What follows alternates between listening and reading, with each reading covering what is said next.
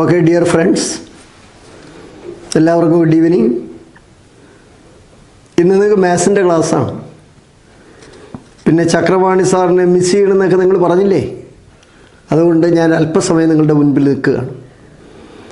എൻ്റെ വീട്ടിൽ തന്നെയാണ് നടക്കുന്നത്, അതുകൊണ്ട് എപ്പോഴും വേണമെങ്കിലും നിങ്ങളുടെ മുമ്പിലൊന്ന് വരാൻ എനിക്ക് കഴിയും. ഇത് കഴിഞ്ഞിട്ട് മാത്സിൻ്റെ ക്ലാസ്സാണ് വരുന്നത്.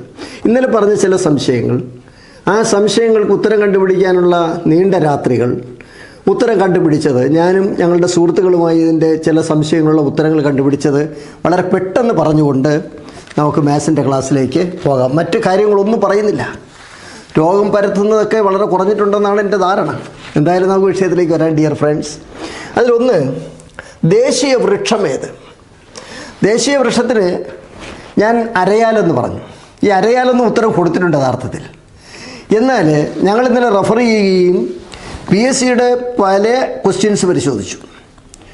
ധാരാളം ക്വസ്റ്റ്യൻസ് പരിശോധിച്ചപ്പോൾ അതിൽ കൂടുതൽ ക്വസ്റ്റ്യൻസിനും ഇന്ത്യയുടെ ദേശീയ വൃക്ഷം, നാഷണൽ ട്രീ, പേരാൽ എന്നാണ് ഉത്തരം. പേരാൽ എഴുതി വെച്ചോളണം, പേരാൽ. അപ്പോൾ ദേശീയ വൃക്ഷം ഏതാണ്? പേരാൽ. പേരാൽ എന്ന് പറയുന്നത് ഫൈക്കൻസ്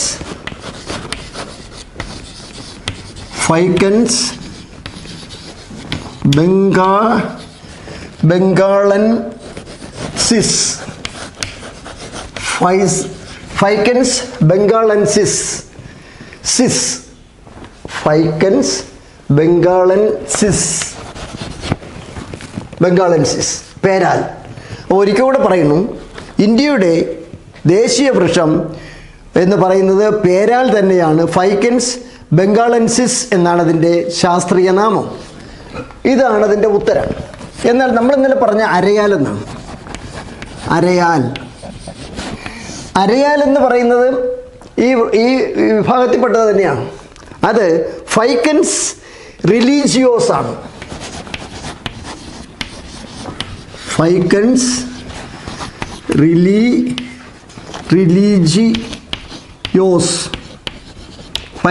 റിലീജിയോസ്. ഈ അരയാൽ എന്ന് പറയുന്നത് റിലീജിയനുമായിട്ട് ബന്ധപ്പെട്ടതാണ്. റിലീജിയൻ എന്ന് പറഞ്ഞാൽ ബുദ്ധമതം. അപ്പോൾ ബുദ്ധൻ പിന്നീട് ബുദ്ധന് ബോധോദയം ഉണ്ടായത് അരയാലിൻ്റെ ചുവട്ടിലിരുന്നിട്ടാണ്. അത് ഫൈക്കൻസ് റിലീജിയോസ്. അപ്പോൾ ഇന്ത്യയുടെ ദേശീയ വൃക്ഷം ചോദിക്കുകയാണെങ്കിൽ ക്ലിയർ, പേരാൽ. ഫൈക്കൻസ് ബംഗാളൻസിസ്. ഇനി കൂടുതൽ പറയുന്നില്ല, ഒരു ക്ലാരിറ്റിക്ക് വേണ്ടി പറയുന്നതാണ്. പക്ഷേ പണ്ട് PSC പരീക്ഷയ്ക്ക് അരയാൽ ഉത്തരം കൊടുത്തിട്ടുണ്ട്, ശരി ഉത്തരം കൊടുത്തിട്ടുണ്ട്, അവർക്ക് മാർക്ക് കിട്ടിയിട്ടുണ്ട്. പക്ഷേ ഇന്ത്യയുടെ ദേശീയ വൃക്ഷം ചോദിച്ചാൽ പേരാൽ എന്ന് തന്നെ എഴുതണം. ഫൈക്കൻസ് ബംഗാളൻസിസ്. ഒരു ക്വസ്റ്റ്യൻ കഴിഞ്ഞു. രണ്ടാമത്തെ ക്വസ്റ്റ്യനിലേക്ക് വരികയാണ്. രണ്ടാമത്തെ ക്വസ്റ്റ്യൻ ഇന്ത്യയുടെ ദേശീയ മൃഗത്തെ സംബന്ധിച്ചാണ്. ദേശീയ മൃഗം, നാഷണൽ അനിമൽ പിന്നീട് കടുവ തന്നെ. Tiger panthera tigris. കടുവ ദേശീയ മൃഗമായത് 1972-ലാണ്. ദേശീയ മൃഗമാക്കിയത് 1972. അതിൽ സംശയമില്ല. എന്നാൽ പ്രോജക്റ്റ് ടൈഗർ അത് 1973-ലാണ്. Project tiger 1973. എന്നാൽ വൈൽഡ് ലൈഫ് പ്രൊട്ടക്ഷൻ ആക്ട് വന്നത്, വൈൽഡ് ലൈഫ് വന്യജീവി സംരക്ഷണ നിയമം, പ്രൊട്ടക്ഷൻ ആക്ട്, വന്യജീവി സംരക്ഷണ നിയമം 1973-ലാണ്. പ്രോജക്റ്റ് എലിഫൻറ്റ് ഒരെണ്ണം കൂടെ പറയാണ്. പ്രോജക്റ്റ് എലിഫൻറ്റ് 1992-ലാണ്. അപ്പോൾ നമ്മൾ തിരുത്തിയത് 1972-ലാണ് കടുവ ദേശീയ മൃഗമായത്. ഇതാണ് ഉത്തരം, 1972. എന്നാൽ കടുവയെ സംരക്ഷിക്കുന്ന നടപടികൾ പ്രോജക്റ്റ് ടൈഗർ വരുന്നത് 1973-ലാണ്. വൈൽഡ് ലൈഫ് പ്രൊട്ടക്ഷൻ ആക്ട് 1973-ലാണ്. പ്രോജക്റ്റ് എലിഫൻറ്റ്, ആനകളെ സംരക്ഷിക്കാനുള്ള നിയമം വരുന്നത് 1992-ലാണ്. അടുത്ത ഭാഗത്തേക്ക് പോവുകയാണ്. ചെറിയ ചെറിയ സംശയങ്ങൾ വന്നതിൻ്റെ ക്ലാരിറ്റി ഉണ്ടാക്കുകയാണ്. ഈ സംശയങ്ങൾ എന്നെ എഴുതി അറിയിച്ച എല്ലാ സുഹൃത്തുക്കൾക്കും എൻ്റെ ആശംസകൾ. ഒരു സംശയവും വേണ്ട, അവരെൻ്റെ സുഹൃത്തുക്കളാണ്. ചക്രവാണി സാറിന് കൊച്ചു കൊച്ചു തെറ്റുകൾ വരുമ്പോൾ അത് ചൂണ്ടിക്കാണിക്കുക, അത് തിരുത്തുക എന്ന് പറഞ്ഞാൽ നമ്മുടെ ഒരു കൾച്ചറാണ്. ഞാനും നിങ്ങളും കൂടെ ഒരു സംവാദത്തിൽ ഏർപ്പെടാൻ പോവുകയാണ്. നിങ്ങൾ എൻ്റെ മുഖത്ത് നോക്കി ഇന്നലെ ചോദിച്ചു, ചക്രവാണി സാറേ ഇതല്ലേ അതല്ലേ അങ്ങനെയല്ലേ ഇങ്ങനെയല്ലേ എന്ന് ചോദിച്ചു. എന്നിട്ട് നിങ്ങൾ കിടന്നുറങ്ങി, ഞാൻ അതിൻ്റെ ഉത്തരം കണ്ടുപിടിച്ചുകൊണ്ടിരുന്നത്. വളരെ സന്തോഷം. ഏതായാലും ചക്രവാണി സാറ് ഈ നാട്ടിലെ യുവാക്കളുടെ ഇടയിൽ ഒരു സംവാദത്തിൽ ഏർപ്പെട്ടിരിക്കുകയാണ്. ആ സംവാദം ശരിയും തെറ്റും കണ്ടുപിടിക്കാനാണ്. ചക്രവാണി സാർ ഏതെങ്കിലും തെറ്റ് പറഞ്ഞാൽ ഞങ്ങളുടെ പ്രിയപ്പെട്ട ചക്രവാണി സാറ് ആ പറഞ്ഞത് ശരിയാണോ എന്നൊന്ന് പരിശോധിക്കണമെന്ന് എൻ്റെ ഒരു സുഹൃത്ത് ചൂണ്ടിക്കാണിച്ചാൽ അയാൾ എൻ്റെ മിത്രമാണ്. അടുത്ത ക്വസ്റ്റ്യനിലേക്ക് പോവുകയാണ്. അടുത്തത് നാഷണൽ ഫിഷാണ്, ദേശീയ മത്സ്യം. നാഷണൽ ഫിഷ്, ദേശീയ മത്സ്യം. ദേശീയ മത്സ്യത്തെ സംബന്ധിച്ച് രണ്ട് അഭിപ്രായമാണ്. ദേശീയ നാഷണൽ ഫിഷ് അയല തന്നെ, അയല. ഇന്ത്യൻ മാക്കറൽ, ഇന്ത്യൻ മാക്കറൽ, ഇതാണ് ശരി. അപ്പോൾ ഇന്ത്യയുടെ ദേശീയ മത്സ്യം അയല. അയക്കൂറ എന്ന് പറഞ്ഞൊരു മത്സ്യം തന്നെ, പക്ഷേ നമ്മളിവിടെയുമായി ബന്ധപ്പെട്ടതല്ല. അയക്കൂറ തെറ്റാണ്. ഇന്ത്യയുടെ ദേശീയ മത്സ്യം അയല തന്നെയാണ്, അയക്കൂറയല്ല, നെയ്മീനല്ല, ഒന്നുമല്ല. ഇന്ത്യയുടെ ദേശീയ മത്സ്യം അയലയാണ്, ഇന്ത്യൻ മാക്കറൽ. ആ ക്വസ്റ്റ്യൻ കഴിഞ്ഞു. അടുത്തത് ദേശീയ പക്ഷി മയിലാണ്. ദേശീയ പക്ഷി മയിലാണ്. മയിലിനെ ദേശീയ പക്ഷിയാക്കിയത് 1963. മയിൽ ദേശീയ പക്ഷിയായത് 1963. മയിൽ ദേശീയ പക്ഷിയായത് 1963. 1963. ആ നോട്ടെടുത്ത് തിരുത്തണം. 1963. അടുത്തതാണ് ഏറ്റവും വലിയ പ്രശ്നം. അടുത്തത് എല്ലാവർക്കും ഒരു സംശയം മനസ്സിൽ കിടക്കുന്നത്, ഞാനതിനെ ക്ലിയർ ചെയ്യാൻ പോവാണ്. എല്ലാവരും ഇങ്ങോട്ട് ശ്രദ്ധിച്ചിരിക്കണം. ഇതാണ് അലഹബാദിലെ സാരാനാഥ്, UP-യിലാണ്. ഇത് സാരാനാഥ്. ഇത് ഡീർ പാർക്കിലാണ്.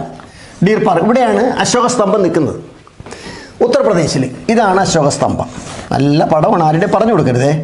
ഇത് അശോക സ്തംഭമാണ്. അശോക സ്തംഭത്തിൻ്റെ പുറത്ത് ഇങ്ങനെ ഒരു പീഠം, ഇങ്ങനെയാണ് പീഠം.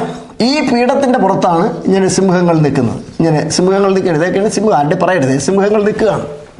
അപ്പോൾ ഇത് അശോക സ്തംഭം, അശോക പില്ലറിൻ്റെ മുകളിലൊരു പീഠം. ആ പീഠത്തിൻ്റെ ഉയരെയാണ് ഈ സിംഹങ്ങൾ നിൽക്കുന്നത്. ഈ പീഠത്തിൽ എങ്ങനെയാണെന്ന് വെച്ചാൽ 4 അശോക ചക്രങ്ങൾ. അശോകചക്രം 4 എണ്ണമാണ്. 4 അശോകചക്രം. അപ്പോൾ ഒരു കാര്യം മനസ്സിലായി. ഞാൻ പറഞ്ഞ നാഷണൽ എംബ്ലത്തെക്കുറിച്ച് പറഞ്ഞ് ചില സംശയം, എത്ര മൃഗമുണ്ട്, എത്ര മൃഗമില്ല, ഇങ്ങനെയൊക്കെയാണ് നിങ്ങൾ എൻ്റെ അടുത്ത് ചോദിച്ചത്. അതുകൊണ്ട് ഇത് ഉത്തർപ്രദേശാണ്. ഉത്തർപ്രദേശിലെ സാരാനാഥാണ്. അവിടെ ഡീർ പാർക്ക്. ആ ഡീർ പാർക്കിലാണ് അശോക സ്തംഭം നിൽക്കുന്നത്. മൗര്യ സാമ്രാജ്യത്തിലെ രാജാവായിരുന്നു അശോകൻ. അത് മൗര്യ സാമ്രാജ്യം നമ്മൾ പഠിക്കണം. അപ്പോൾ നമ്മൾ ഡീറ്റെയിൽ ആയിട്ട് പഠിക്കും. അപ്പോൾ ഈ അശോക സ്തംഭം നിർത്തിയത് BC 250. 250. BC 261 കലിംഗ യുദ്ധം. കലിംഗ ഒറീസയിലാണ്. BC 261. അപ്പോൾ ഈ അശോക സ്തംഭം, അതിൻ്റെ മുകളിലൊരു പീഠം. ഈ പീഠത്തിൽ എൻ്റെ മുകളിലാണ് ഈ സിംഹങ്ങൾ നിൽക്കുന്നത്. ഈ പീഠത്തിൽ 4 അശോക ചക്രങ്ങളാണ്. ഈ അശോക ചക്രങ്ങൾക്കിടയിൽ ഓരോ മൃഗങ്ങൾ. അപ്പോൾ എത്ര മൃഗങ്ങളുണ്ട് എങ്ങനെയാണ് നോക്കാൻ പോവുകയാണ്. നമ്മൾ മനസ്സിലാക്കാനുള്ളത്, അശോക സ്തംഭം ഇത് ഒറിജിനൽ. ആദ്യം ഒറിജിനൽ പറയാൻ പോവുകയാണ്. ഒറിജിനൽ ഈ അശോക സ്തംഭത്തിൽ 4 സിംഹം ഫേസ് ടു ഫേസ് ആണ്. അതായത് ഈസ്റ്റ്, വെസ്റ്റ്, സൗത്ത്, നോർത്ത് 4 ദിശകളിൽ നോക്കി നിൽക്കുന്ന 4 സിംഹങ്ങൾ. അതിൻ്റെ ഏറ്റവും മുകളിൽ, അതാണ് പില്ലറിൻ്റെ ഏറ്റവും ഉയരേറ്റത്ത് സിംഹങ്ങൾ ഇങ്ങനെ നിൽക്കുകയാണ്. ഇങ്ങനെ ഒരു സിംഹം, ഇങ്ങനെ ഒരു സിംഹം, ഇങ്ങനെ ഒരു സിംഹം, ഇങ്ങനെ ഒരു സിംഹം. 4 സിംഹങ്ങൾ. അപ്പോൾ 4 സിംഹങ്ങൾ കഴിഞ്ഞിട്ട് പിന്നെ നമ്മൾ ഈ പീഠത്തിലേക്ക് വരികയാണ്. ഈ പീഠത്തിലേക്ക് വരുമ്പോഴത്തേക്ക് 4 അശോക ചക്രങ്ങൾ.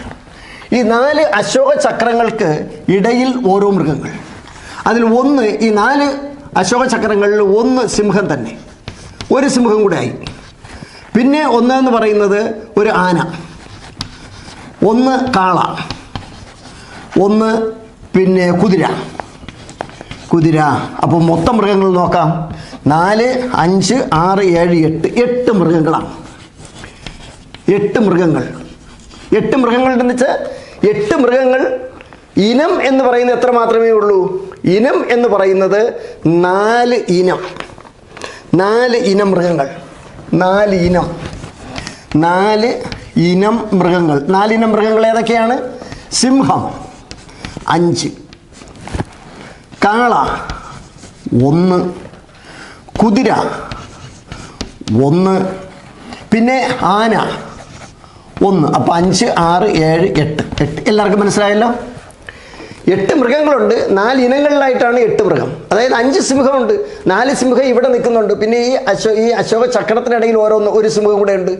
അപ്പോൾ സിംഹം 5ആണ്. 4 + 1, കാള 1, കുതിര 1, ആന 1. അങ്ങനെ 8 മൃഗങ്ങളെ നിങ്ങൾക്ക് അതിനകത്ത് കാണാൻ പറ്റും. പക്ഷെ 4 ഇനങ്ങളാണ്. മൃഗങ്ങൾ 4 ഇനങ്ങൾ മാത്രമേ ഉള്ളൂ. 8 എണ്ണത്തെ കാണാൻ പറ്റും. അപ്പോൾ ഇതാണ് ഇതിൻ്റെ ഒറിജിനൽ. അപ്പോൾ ഈ നമ്മുടെ സർക്കാർ, നമ്മുടെ ഗവൺമെൻറ് 1950 ജനുവരി 26 ദേശീയ ചിഹ്നമായി അശോക പില്ലർ എന്നുള്ള ഈ സിംഹമുദ്രയാണ് എടുത്തിട്ടുള്ളത്. ഈ പില്ലറിന് മുകളിലോട്ടുള്ളത്. പില്ലറിന് ഈ പീഠത്തിന് മുകളിലോട്ടുള്ളത്. അപ്പോൾ ഈ പീഠം എന്ന് പറയുന്നത്, അതിനാണ് നിങ്ങൾ അബാക്കസ് എന്നൊക്കെ പറയുന്നത്. ആ പീഠത്തിൽ 4 അശോക ചക്രങ്ങൾ. ഓരോ അശോക ചക്രത്തിനിടയിലും ഓരോ മൃഗങ്ങൾ. ആ മൃഗങ്ങൾ എന്ന് പറയുന്നത് മൃഗങ്ങൾ പ്ലസ് ഇതിലുള്ള സിംഹങ്ങൾ. മനസ്സിലായോ? അപ്പോൾ 4 + 4 8.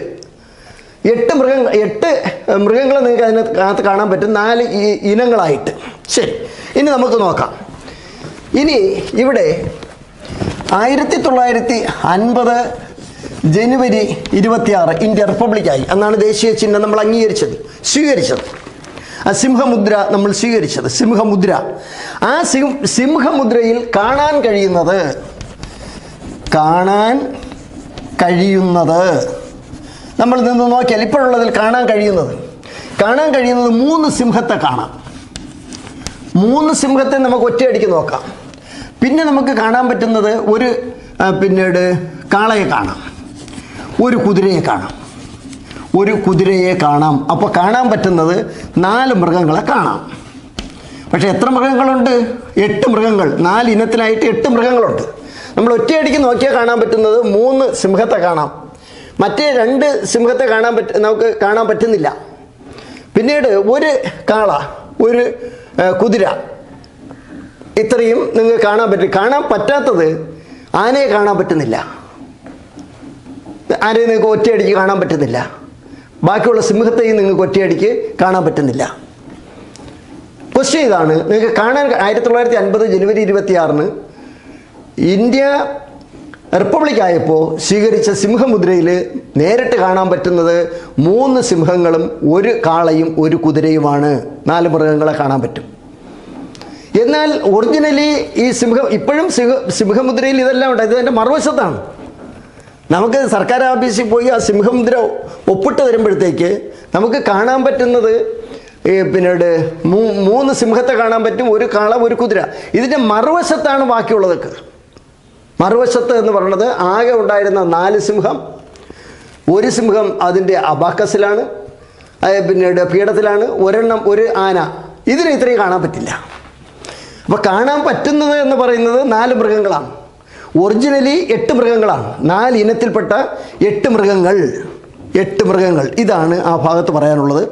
അപ്പോൾ കാണാൻ കഴിയുന്നത് 3 സിംഹം, ഒരു കാള, ഒരു കുതിര. എന്നാൽ മൃഗങ്ങളുടെ എണ്ണം 8 തന്നെയാണ്. അവിടെ സത്യമേവ ജയതേ എന്ന് എഴുതി വെച്ചിട്ടുണ്ട്. മുണ്ടകോപനിഷത്തിൽ നിന്ന് അത് എടുത്തതാണ്. അതിൻ്റെ അർത്ഥം സത്യം മാത്രം വിജയിക്കും. നമ്മളെ ജലീൽ പറഞ്ഞതുപോലെ സത്യമേ വിജയിക്കൂ, സത്യം മാത്രമേ വിജയിക്കൂ. എന്ത് കറക്റ്റായിരിക്കണം നോക്കണം ആ വാക്യവും ഈ കാലഘട്ടവും തമ്മിൽ. അതുപോലെ സത്യമേവ ജയതേ എന്ന് എഴുതി വെച്ചേക്കുന്ന എവിടെയാണെന്ന് കേരള PSC ഒരു ക്വസ്റ്റ്യൻ ചോദിച്ചിട്ടുണ്ട്. കേരളത്തിലൊരു ഓഫീസിൽ, കേരള ഹൈക്കോടതിയിൽ PSC 1 മാർക്ക്. കേരള ഹൈക്കോടതിയുടെ കവാടത്തിൽ എഴുതി വെച്ചിട്ടുണ്ട് സത്യമേവ ജയതേ. അവിടെ സത്യം മാത്രമാണ് വിജയിച്ചുകൊണ്ടിരിക്കണമെന്ന് എല്ലാവർക്കും അറിയാം. അത് നമ്മുടെ പരമോന്നത കോടതിയാണ്. അപ്പോൾ ഈ കാര്യമാണ് നിങ്ങൾക്ക് അറിയേണ്ടത്. അശോക സ്തംഭത്തിൽ ഒറിജിനലി ഉള്ളത് 8 മൃഗങ്ങളാണ്, 4 ഇനത്തിലായിട്ട്. അതിൽ നമുക്കിപ്പോൾ കാണാൻ പറ്റുന്നത് ആ 8 ഉണ്ട്. സിംഹമുദ്രയിൽ 8 എണ്ണവും ഉണ്ട്. പക്ഷെ നമുക്കിപ്പം ഒറ്റയടിക്ക് കാണാൻ പറ്റുന്നത് 3 സിംഹം, ഒരു കാള, ഒരു കുതിര, 4 മൃഗങ്ങളെ മാത്രമേ കാണാൻ പറ്റുന്നുള്ളൂ. 8 എണ്ണവും ബാക്കിയുള്ളത് മറഞ്ഞിരിക്കുകയാണ്. അപ്പോൾ പിന്നെ അശോക സ്തംഭത്തിൽ ഏതെല്ലാം മൃഗങ്ങളാണുള്ളത്? സിംഹമുണ്ട്, പിന്നീട് കുതിരയുണ്ട്, കാളയുണ്ട്, ആനയുണ്ട്. പക്ഷെ കാണാൻ പറ്റുന്നത് സിംഹവും കുതിരയും കാളയും. ആ പീഠത്തിൻ്റെ ഇടതുഭാഗത്തിരിക്കുന്നതാണ് കുതിര. അപ്പോഴേ ഇടതുപക്ഷത്തിന് ഭയങ്കര ശക്തിയാണല്ലോ കുതിര. വലതുപക്ഷത്തിന് ഒരു നനഞ്ഞ പടക്കം പോലെയാണ്. വലത് ഇരിക്കുന്നത് കാളയിട്ട് ഓടിക്കുക, അത്രയേ ഉള്ളൂ. കുതിരശക്തി ഒരു ഹോഴ്സ് പവർ എന്ന് പറയുന്നത് 746 വാട്ട്സാണ്. അപ്പോൾ കുതിരശക്തി ഇടതുവശം കുതിരശക്തി എന്ന് വിചാരിച്ച് വെച്ചേക്കുക. അപ്പോൾ ഒരു പക്ഷേ ഇത് ചോദിക്കുകയാണെങ്കിൽ ഇതാണ് എനിക്ക് നിങ്ങളുടെ അടുത്ത് പറയാനുള്ളത്. ഇതൊരു പടം വരച്ച് തന്നെ എൻ്റെ സുഹൃത്തുക്കൾ പഠിക്കണം.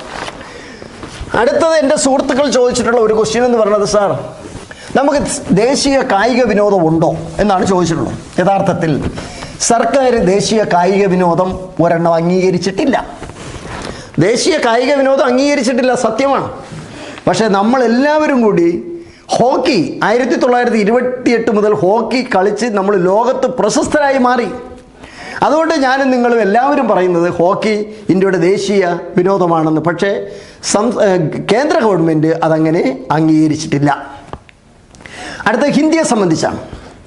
ഹിന്ദി ഔദ്യോഗികമായി പ്രാദേശിക ഭാഷയായിട്ടുള്ള സംസ്ഥാനം എത്ര PSC ചോദിച്ചിട്ടുണ്ട്? 11 സംസ്ഥാനങ്ങളിൽ ഹിന്ദി ഔദ്യോഗിക റീജിയണൽ ലാംഗ്വേജായി മാറിയിട്ടുണ്ട്. അത് PSCക്ക് ചോദിച്ചതാണ്. ദേവനാഗരി ലിപിയിലാണ് ഹിന്ദി രാഷ്ട്രഭാഷയായത് 1965-ലാണ്. നിങ്ങൾ എൻ്റെ അടുത്ത് ചോദിച്ചത്, സാർ ഹിന്ദി ഡേ സെപ്റ്റംബർ 14. ആ ഹിന്ദി ഡേ സെപ്റ്റംബർ 14 ഇങ്ങനെ ഉണ്ടായെന്നാണ് ഞാൻ പറഞ്ഞു തരേണ്ടത്. ആ സെപ്റ്റംബർ 14 നമ്മൾ രാഷ്ട്രഭാഷ ആയതിനെക്കുറിച്ചാണ് പറഞ്ഞത്. പക്ഷേ ഹിന്ദി രാഷ്ട്രഭാഷയായത് 1965 തന്നെ. എന്നാൽ Hindi day September 14. Hindi day September 14. ആ സെപ്റ്റംബർ 14 1949 സെപ്റ്റംബർ 14 ഈ സെപ്റ്റംബർ 14 ഹിന്ദി ഡേ. ഈ സെപ്റ്റംബർ 14 പ്രത്യേകത BR സിംഹ, ഒരാളുടെ പേരാണ് BR സിംഹ. ഈ BR Simha was a poet and he was also a famous writer, a Hindi writer BR Simha. ഈ BR സിംഹയുടെ ജന്മദിനമാണ് സെപ്റ്റംബർ 14. അപ്പോൾ ഹിന്ദിയെ കോൺസ്റ്റിറ്റ്യൂന്റ് അസംബ്ലി അഡോപ്റ്റ് ചെയ്തത് 1949 സെപ്റ്റംബർ 14. പല ഭാഷകളെ അഡോപ്റ്റ് ചെയ്തു. അതിലുള്ള ഒരു ഭാഷയാണ് ഹിന്ദി. 1949 സെപ്റ്റംബർ 14 ഹിന്ദിയെ കോൺസ്റ്റിറ്റ്യൂന്റ് അസംബ്ലി അഡോപ്റ്റ് ചെയ്തത്.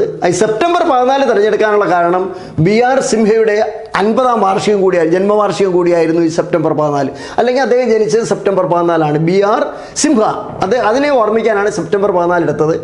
എന്നാൽ 1950 പിന്നീട് നമ്മുടെ ജനുവരി 26 റിപ്പബ്ലിക് ആയപ്പോഴത്തേക്ക് ഈ സെപ്റ്റംബർ 14 എന്നുള്ളത് റാറ്റിഫൈ ചെയ്തു. അതങ്ങനെ തന്നെ അംഗീകരിച്ചു. 1949 സെപ്റ്റംബർ 14 ആ സെപ്റ്റംബർ 14 ഹിന്ദി ഡേ ആയിട്ട് അംഗീകാരം നൽകി ഇന്ത്യ റിപ്പബ്ലിക്കായപ്പോൾ. അപ്പോൾ പിന്നെ ഹിന്ദി ഡേ എന്ന് പറയുന്നത് സെപ്റ്റംബർ 14. അത് BR സിംഹയുടെ ബർത്ത്ഡേ ആണ്. ആ ബർത്ത്ഡേ ആണ് നമ്മൾ ഹിന്ദി ഡേ ആയിട്ട് ആഘോഷിക്കുന്നത്. എല്ലാവരും മനസ്സിലാക്കി വെച്ചേക്കുക. അടുത്തത് വന്ദേ മാതരത്തെ സംബന്ധിച്ചാണ്. വന്ദേ മാതരം എഴുതിയത് ബങ്കിം ചന്ദ്ര ചാറ്റർജി, ബംഗാളി എഴുത്തുകാരനാണ്. അവിടുത്തെ പ്രശ്നം എന്താണെന്നറിയാമോ? ഈ ബങ്കിം ചന്ദ്ര ചാറ്റർജി വന്ദേ മാതരം എന്ന ആ കവിത എഴുതിയത് ആനന്ദമഠം എന്ന പുസ്തകത്തിൽ നിന്ന് എടുത്തിട്ടുള്ളതാണ്. ആനന്ദമഠം എന്ന പുസ്തകത്തിൽ നിന്നാണ് വന്ദേ മാതരം. ആനന്ദമഠം എന്ന പുസ്തകം ബങ്കിം ചന്ദ്ര ചാറ്റർജി എഴുതിയത് സംസ്കൃതത്തിൽ തന്നെ, സംശയമില്ല, സംസ്കൃതത്തിൽ തന്നെ. പക്ഷെ സംസ്കൃതത്തിൽ എഴുതിയ എല്ലാവർക്കും വായിക്കാൻ പറ്റില്ലല്ലോ. അതുകൊണ്ട് ആനന്ദമഠത്തെ ബംഗാളി ഭാഷയിലാണ് നോവലാക്കി ഇറക്കിയത്. ബംഗാളി ഭാഷയിലാണ് അത് നോവലാക്കി ഇറക്കിയത്. അതുകൊണ്ട് ചെന്നൈ ഹൈക്കോടതി 2017 ഒരു വിധി പ്രഖ്യാപിച്ചു. ആനന്ദമഠം ബങ്കിം ചന്ദ്ര ചാറ്റർജിയുടെ ആ പുസ്തകം ബംഗാളി ഭാഷയിലാണ് പ്രസിദ്ധീകരിച്ചത്. അതിൻ്റെ ട്വിസ്റ്റ് മനസ്സിലായോ? അതുകൊണ്ട് ഹൈക്കോടതി ബംഗാളി ഭാഷ എന്ന് പറഞ്ഞതുകൊണ്ട് ആനന്ദമഠം എഴുതിയിരിക്കുന്നത് പിന്നെ ബംഗാളി ഭാഷയിൽ തന്നെ എന്ന് നമ്മൾ പഠിക്കണം. ആനന്ദമഠം എഴുതിയിരിക്കുന്നത് ബംഗാളി ഭാഷ. കോടതി പറഞ്ഞിട്ടുണ്ട്. ഇനി തിരുത്താൻ നമ്മൾ ആരും വിചാരിച്ചാൽ നടക്കില്ല. ഇനി അവിടെ വേറൊരു പ്രശ്നം ഉണ്ടായത് എന്താണെന്ന് വെച്ചാൽ, ഈ ബംഗാളി ഭാഷയിൽ ഇറക്കിയ ആനന്ദമഠം എന്നുള്ള നോവൽ അത് ഒറിജിനലി സംസ്കൃതത്തിലാണ് എഴുതിയത്. ഈ പിന്നീട് വന്ദേ മാതരത്തിന് സംഗീതം നൽകിയത് ജാദുനാഥ ഭട്ടാചാര്യ. ജാദുനാഥ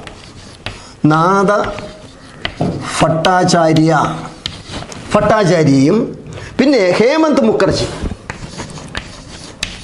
ഹേമന്ത് മുഖർജി ആണ് സംഗീതം നൽകിയത്. അവിടെ ചെറിയ പശു പറ്റിയതാണ്. അപ്പോൾ വന്ദേ മാതരം എന്ന പിന്നീട് കവിത ഭവാനന്ദൻ പാടിയത് ആനന്ദമഠത്തിൽ നിന്ന് എടുത്തിട്ടുള്ളതാണ്. ഒറിജിനൽ അത് സംസ്കൃതത്തിലാണ് ഈ ആനന്ദമഠം എഴുതിയത്, ബംഗാളി ഭാഷയിലാണ് നോവലാക്കിയത്. അതിനെ പിന്നീട് വന്ദേ മാതരം എന്നുള്ള ആ ദേശഭക്തി ഗാനത്തിന്, അല്ലെന്നുണ്ടെങ്കിൽ അമ്മയെ സ്തുതിച്ചുകൊണ്ടുള്ള ആ പാട്ടിന് സംഗീതം നൽകിയത് ജാദുനാഥ് ഭട്ടാചാര്യ, അതേപോലെ തന്നെ ഹേമന്ത് മുഖർജി. ഇത് ആദ്യം പാടിയത് 1896 രവീന്ദ്രനാഥ ടാഗോർ, പിന്നെ കൊൽക്കത്ത കോൺഗ്രസ്സിൽ തന്നെയാണ്. അതിൽ സംശയമില്ല. 1896 സംശയം വേണ്ട. കൊൽക്കത്ത കോൺഗ്രസ്സിലാണത് പാടിയത്. അത് നമ്മൾ നേരത്തെ അവിടെ തന്നെ സംസാരിച്ചിട്ടുള്ളതാണ്. എന്നാൽ 1896 കോൺഗ്രസ് സമ്മേളനത്തിലെ അധ്യക്ഷനായിരുന്നു റഹ്മത്തുള്ള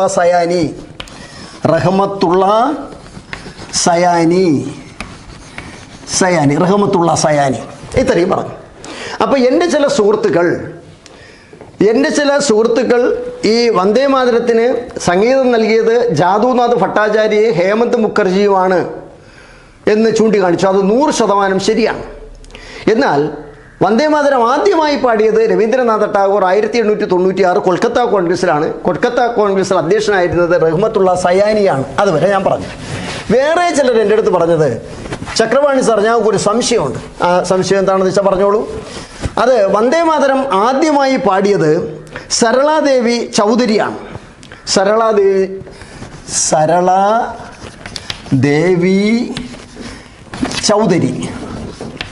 ചൗധരി എന്നാണ് നിങ്ങൾ എൻ്റെ അടുത്ത് പറഞ്ഞത്. സരളാദേവി ചൗധരി. ഈ സരളാദേവി ചൗധരിയും വന്ദേ മാതരം പാടിയിട്ടുണ്ട്. അത് 1905 ബനാറസ് കോൺഗ്രസ്സിലാണ്. ബനാറസ് എന്ന് പറയുന്നത് ഉത്തർപ്രദേശിലാണ്. ബനാറസ് കോൺഗ്രസ്സിലാണ്. അവിടെ ഇതിൻ്റെ INCയുടെ അധ്യക്ഷനായിരുന്നു ഗോപാലകൃഷ്ണ ഗോഖലെ. അപ്പോൾ സരളാദേവി ചൗധരി എന്ന് പറയുന്ന ആ വനിത സ്വാതന്ത്ര്യ സമര സേനാനി, അവർ വന്ദേ മാതരം പാടിയിട്ടുണ്ട്. അത് 1905 ഇത് 1896 രവീന്ദ്രനാഥ ടാഗോർ പാടിയത് വന്ദേ മാതരം. 1905 ബനാറസ് കോൺഗ്രസ്സിൽ അവർ അത് പാടിയിട്ടുണ്ട്. അന്ന് INCയുടെ പ്രസിഡന്റ് ആയിരുന്നു ഗോപാലകൃഷ്ണ ഗോഖലെ. ഇനി സരളാദേവി ചൗധരിയെ കുറിച്ചൊന്ന് മനസ്സിലാക്കും. ഈ സരളാദേവി ചൗധരി എന്ന് പറയുന്നത് ഇന്ത്യയിലെ ആദ്യത്തെ സ്ത്രീ സംഘടന ഉണ്ടാക്കിയതാണ്. ആദ്യത്തെ സ്ത്രീ സംഘടന, വെരി വെരി ഇമ്പോർട്ടൻറ്റ് സംഘടന. ആദ്യത്തെ സ്ത്രീ സംഘടന ഉണ്ടാക്കിയത് സരളാദേവി ചൗധരിയാണ്. അവർ സ്ത്രീകൾക്ക് വേണ്ടി ഉണ്ടാക്കിയ ഒരു സംഘടനയുടെ പേരാണ് ഭാരത് സ്ത്രീ മഹാമണ്ഡൽ. ഭാരത് സ്ത്രീ മഹാമണ്ഡൽ. ഈ ഭാരത് സ്ത്രീ മഹാമണ്ഡൽ എന്ന സംഘടന രൂപീകരിച്ചത് സരളാദേവി ചൗധരിയാണ്.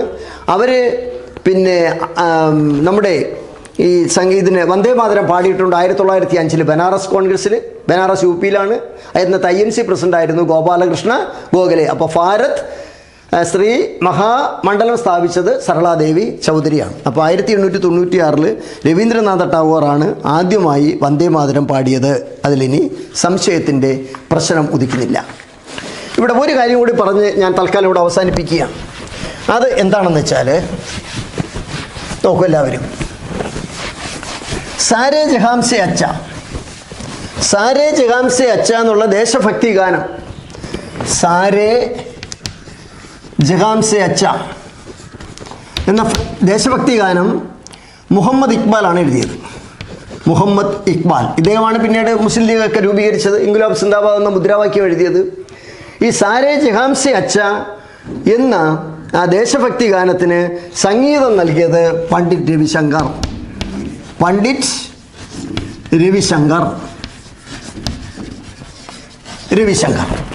ഇത് പാടിയത് നമ്മളിന്ന് കേൾക്കുന്നത്, സാരേ ജഹാംസെ അച്ച എന്നുള്ള ആ നല്ല ഇമ്പമേറിയ ആ സംഗീതം കേൾക്കുമ്പോഴത്തേക്ക് അത് പാടിയത് ലതാ മങ്കേഷ്കർ.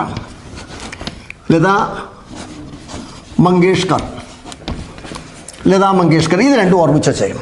അപ്പോൾ സാരേ ജഹാംസെ അച്ചയ്ക്ക് സംഗീതം നൽകിയതാണ് പണ്ഡിറ്റ് രവിശങ്കർ. പാടിയത് ലതാ മങ്കേഷ്കറാണ്. ലതാ മങ്കേഷ്കർ ജനിച്ചത് ഇൻഡോറിലാണ്. INDOR. ലതാ മങ്കേഷ്കർ ജനിച്ചത് ഇൻഡോറിലാണ്. ഇൻഡോർ എന്ന് പറയുന്നത് മധ്യപ്രദേശിലാണ്. ഇൻഡോർ മധ്യപ്രദേശിലാണ്. 1. 2, ഇവർക്ക് ഭാരതരത്ന ലഭിച്ചിട്ടുണ്ട്. ഭാരതരത്ന കൊടുത്തു തുടങ്ങി 1954 ഭാരതരത്ന ലഭിച്ചത് 2001 2001. പത്മവിഭൂഷൺ ലഭിച്ചതും 2001. ഇവരെ വോയിസ് ഓഫ് ദ നേഷൻ എന്നാണ് വിളിക്കുന്നത്. വോയിസ് ഓഫ് ദ നേഷൻ എന്ന് പറയുന്നത് പിന്നെ ലതാ മങ്കേഷ്കറെയാണ് പറയുന്നത്. അതുപോലെ ക്യൂൻ ഓഫ് മെലഡി, വളരെ മെലഡി, മധുരമായ സംഗീതം. ക്യൂൻ ഓഫ് മെലഡി എന്ന് വിളിക്കുന്നതും ലതാ മങ്കേഷ്കറെയാണ്. വോയിസ് ഓഫ് ദ നേഷൻ എന്ന് വിളിക്കുന്നതും ലതാ മങ്കേഷ്കറാണ്. മില്ലേനിയം സിംഗർ എന്ന് വിളിക്കുന്നതും ലതാ മങ്കേഷ്കറിനെയാണ്. ഈ മില്ലേനിയം PSC പരീക്ഷയ്ക്ക് വെച്ചിട്ടുള്ള സ്പെല്ലിംഗ് ആണ്. MILLENNIUM millennium. MILLENNIUM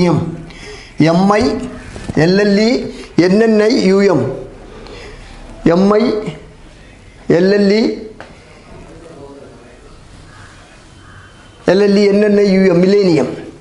അത് പ്രത്യേകം ശ്രദ്ധിച്ചുകൊള്ളണം.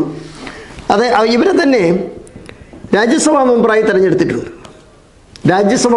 തിരഞ്ഞെടുത്തിട്ടുണ്ട്. രാജ്യത്തെ ഫ്രാൻസിലെ ഏറ്റവും വലിയ ലീജിയൻ ഓഫ് ഓണർ, ഫ്രാൻസിൻ്റെ അവാർഡ് കൊടുത്ത് അവരെ ബഹുമാനിച്ചിട്ടുണ്ട്. ലതാ മങ്കേഷ്കർ ഇപ്പോഴും ജീവിച്ചിരിക്കുന്ന വ്യക്തിയാണ് ലതാ മങ്കേഷ്കർ. ഇത്രയും കാര്യങ്ങൾ ഈ ഭാഗത്ത് നിങ്ങൾ മനസ്സിലാക്കണം. മറ്റു കാര്യങ്ങൾ അടുത്ത ക്ലാസ്സിൽ പറയാമെന്ന് പറഞ്ഞുകൊണ്ട് തൽക്കാലം ഞാൻ എൻ്റെ പാട്ടിന് പോവുകയാണ്. പിന്നെ വിഷ്ണു മാത്സിൻ്റെ ക്ലാസ് തുടരും. നന്ദി, നമസ്കാരം. നമ്മൾ കഴിഞ്ഞ ദിവസങ്ങളിൽ പ്രധാനമായിട്ട് ചർച്ച ചെയ്തത് മാത്സിലെ നമ്പർ സിസ്റ്റത്തിനെ കുറിച്ചാണ്, അല്ലെങ്കിൽ സംഖ്യകളും അവയുടെ അടിസ്ഥാന ക്രിയകളും എന്ന ഒരു പോർഷനിൽ നിന്ന് ഒരു ഭാഗമാണ് നമ്മൾ കഴിഞ്ഞ ദിവസം ചർച്ച ചെയ്തത്. അതിൽ പ്രധാനമായിട്ട് നമ്മൾ നോക്കിയെന്ന് പറഞ്ഞു കഴിഞ്ഞാൽ എന്താണ്, സംഖ്യാരേഖകൾ അഥവാ നമ്പർ ലൈൻ എങ്ങനെ, അതുമായി ബന്ധപ്പെട്ടിട്ടുള്ള കണക്കുകളാണ് നമ്മൾ പ്രധാനമായിട്ട് നോക്കിയത്. അതേപോലെ നമ്മൾ മറ്റൊരു കണക്ക് നോക്കി, എന്താണ്, ഫേസ് വാല്യൂ പ്ലേസ് വാല്യൂ എന്ന് വെച്ചാൽ മുഖവിലയും സ്ഥാനവിലയുമായി ബന്ധപ്പെട്ടിട്ടുള്ള കണക്കുകളും. ഈ 2 പരീക്ഷയ്ക്ക് ചോദിച്ചിട്ടുണ്ട്. ഇപ്രാവശ്യം കൂടുതൽ പ്രതീക്ഷിക്കാം. കാരണം പോർഷൻസ് കുറച്ചിട്ട് ക്വസ്റ്റ്യൻസ് മാക്സിമം പറഞ്ഞിട്ടുള്ളത് കൊണ്ട് നമ്മൾ മാക്സിമം എന്ത് ചെയ്യുക, അത്രയും വർക്കൗട്ട് ചെയ്ത് നോക്കുക. ഇങ്ങനെ നമ്മൾ അതിനകത്ത് ആ നമ്പർ സിസ്റ്റത്തിൽ തന്നെ ഉള്ള അഡീഷണൽ ആയിട്ടുള്ളൊരു ഭാഗമാണ് നമ്മൾ പഠിക്കാൻ പോകുന്നത്. നമുക്ക് നോർമലായിട്ട് അറിയാവുന്ന കുറച്ച് കാര്യങ്ങൾ തന്നെയാണ്, പക്ഷേ അതുമായി ബന്ധപ്പെട്ട് വരുന്ന കുറച്ച് ചോദ്യങ്ങളും കൂടെ നമ്മൾ എന്ത് ചെയ്യണം, ചെക്ക് ചെയ്ത് നോക്കണം. അപ്പോൾ അതിൽ ഒന്നാമതായിട്ട് നമ്മൾ നോക്കേണ്ടതെന്ന് പറഞ്ഞാൽ നമ്പർ സിസ്റ്റത്തിൽ നമ്മൾ പ്രധാനമായിട്ട് ഉപയോഗിക്കുന്നത് എന്താണ്, നിസർഗ സംഖ്യ എന്നാണ് അറിയേണ്ടത്. എന്താണ് നിസർഗ സംഖ്യ? ഇത് നമുക്ക് എല്ലാവർക്കും അറിയാവുന്ന ഒരു പോയിന്റ് തന്നെയാണ്. നിസർഗ സംഖ്യ അല്ല എങ്കിൽ ഇതിനെ വിളിക്കുന്ന മറ്റൊരു പേരാണ് എണ്ണൽ സംഖ്യ എന്ന് വിളിക്കും. എന്താ വിളിക്കുന്നത്? എണ്ണൽ സംഖ്യ എന്ന് വിളിക്കും. നിസർഗ സംഖ്യ അല്ലെങ്കിൽ വിളിക്കുന്ന മറ്റൊരു പേരാണ് എണ്ണൽ സംഖ്യ എന്ന് പറയും. ഇപ്പോൾ നമുക്ക് ഏകദേശം എല്ലാവർക്കും മനസ്സിലായി കാണും എണ്ണൽ സംഖ്യ എന്ന് പറഞ്ഞാൽ. നമ്മൾ എണ്ണാൻ ഉപയോഗിക്കുന്ന സംഖ്യ 1, 2, 3, 4 ഇങ്ങനെ ഉപയോഗിക്കുന്ന സംഖ്യകളെ നമ്മൾ എന്ത് വിളിക്കുന്നത്? നിസർഗ സംഖ്യ അഥവാ എണ്ണൽ സംഖ്യ എന്ന് വിളിക്കുന്നത്. ഇവിടെ നമ്മൾ ഓർത്തിരിക്കേണ്ട കാര്യം എന്ന് പറഞ്ഞാൽ 1, 2, 3 ഇതേപോലെ വരുന്ന സംഖ്യകൾ വിളിക്കുന്ന പേരാണ് എന്ത്? എണ്ണൽ സംഖ്യ എന്ന് വിളിക്കുന്നത്. ഇവിടെ അതേപോലെ ഒരു കാര്യം ഓർത്തിരിക്കുക, അതിൻ്റെ ഇംഗ്ലീഷ് നെയിമും കൂടെ ഒന്ന് ഓർത്ത് വെച്ചേക്കുക. കാര്യം വേറെ ഒന്നുമല്ല, ചോദ്യങ്ങൾ ഡിഗ്രി ലെവലൊക്കെ വരുമ്പോൾ എന്തായിരിക്കും, അത് ഇംഗ്ലീഷിലായിരിക്കും ചോദിക്കുന്നത്. അപ്പോൾ അവിടെ വരുന്ന വാക്കുകളാണ് counting numbers or natural number എന്ന് വിളിക്കും. എന്താ വിളിക്കുന്ന പേര്? Counting numbers. എണ്ണൽ സംഖ്യ എന്ന് പറയുമ്പോൾ എന്താണ്? Counting numbers. അല്ല എങ്കിൽ എന്നെ വിളിക്കുന്ന മറ്റൊരു പേരാണ് നാച്ചുറൽ നമ്പേഴ്സ് എന്ന് വിളിക്കും. എന്ത് വിളിക്കും? നാച്ചുറൽ നമ്പേഴ്സ് എന്ന് വിളിക്കും. അടുത്ത് നമ്മൾ നോക്കേണ്ടതാണ് അഖണ്ഡ സംഖ്യകൾ. എന്താണ് നോക്കേണ്ടത്? അഖണ്ഡ സംഖ്യകൾ എന്നാണ് നോക്കേണ്ടത്. അവിടെ വരുന്ന സംഖ്യ എന്താണ്? നമ്മൾ 1, 2, 3 എണ്ണം, പക്ഷെ അവിടെ 0 തൊട്ട് സ്റ്റാർട്ട് ചെയ്യും. എങ്ങനെ ഏതൊട്ട് സ്റ്റാർട്ട് ചെയ്യും? 0 തൊട്ട് സ്റ്റാർട്ട് ചെയ്യും. 0, 1, 2, 3 ഇതേപോലെയുള്ള വരുന്ന സംഖ്യകൾ നമ്മൾ എന്ത് വിളിക്കുന്നത്?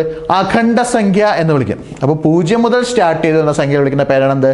അഖണ്ഡ സംഖ്യകളെന്ന് വിളിക്കും. അപ്പോൾ 0, 1, 2, 3 ഇതുമായി ബന്ധപ്പെട്ട് PSCക്ക് ചോദിച്ചിട്ടുള്ള ഒരു ചോദ്യമാണ്, ഏറ്റവും ചെറിയ അഖണ്ഡ സംഖ്യ ഏത്? PSC പ്രീവിയസ് ക്വസ്റ്റ്യൻ ആണ്. ഏറ്റവും ചെറിയ അഖണ്ഡ സംഖ്യ ഏത്? ഏതാണ്? 0 ഏറ്റവും ചെറിയ അഖണ്ഡ സംഖ്യ ഏതെന്ന് ചോദിച്ചു കഴിഞ്ഞാൽ ആൻസർ എത്രയാണ്? 0 ഏറ്റവും ചെറിയ അഖണ്ഡ സംഖ്യ എന്നുള്ള ചോദ്യം ഉത്തരം ഏതാണ്? 0 അതേപോലെ അടുത്ത് നമ്മൾ നോക്കേണ്ടതാണ് ഇരട്ട സംഖ്യ. അടുത്ത് നമ്മൾ നോക്കേണ്ടതാണ് ഇരട്ട സംഖ്യ. നമുക്ക് എല്ലാവർക്കും അറിയാനുള്ള തന്നെയാണ് ഈവൻ നമ്പർ എന്ന് പറയും. ഏതാണ്? 2, 4, 6, 8 ഇതേപോലെ വരുന്ന സംഖ്യകൾ നമ്മൾ എന്ത് വിളിക്കുന്നത്? ഈവൻ നമ്പേഴ്സ് എന്ന് വിളിക്കും. എന്ത് വിളിക്കും? ഈവൻ നമ്പേഴ്സ് എന്ന് വിളിക്കും. അടുത്ത് നോക്കേണ്ടതാണ് ഒറ്റ സംഖ്യകൾ എന്ന് പറഞ്ഞാൽ. ഒറ്റ സംഖ്യ എന്ന് ഏതൊക്കെ വരും? 1, 3, 5, 7 ഇതേപോലെ വരുന്ന സംഖ്യകൾ വിളിക്കുന്ന പേരാണ് എന്ത്? ഒറ്റ സംഖ്യകൾ എന്ന് വിളിക്കുന്നത്. എന്ത് വിളിക്കും നമ്മൾ? ഒറ്റ സംഖ്യകൾ എന്ന് വിളിക്കും. അപ്പോൾ പറഞ്ഞ 4 പോയിന്റുകളാണ് ഇപ്പോൾ ഇവിടെ പറഞ്ഞത്. ഏതൊക്കെയാണ്?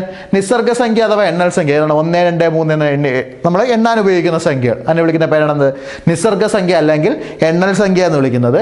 അഖണ്ഡ സംഖ്യ 0 തൊട്ട് സ്റ്റാർട്ട് ചെയ്ത് വരിക. 0, 1, 2, 3 ഇങ്ങനെ വരുന്ന സംഖ്യ നമുക്ക് എന്ത് വിളിക്കാം? അഖണ്ഡ സംഖ്യ അല്ലെങ്കിൽ ഹോൾ നമ്പേഴ്സ് എന്ന് വിളിക്കാം. എൻ്റെ വാക്കെന്താണ്? Whole numbers. അഖണ്ഡ സംഖ്യ അല്ലെങ്കിൽ ഹോൾ നമ്പേഴ്സ് എന്ന് വിളിക്കാം.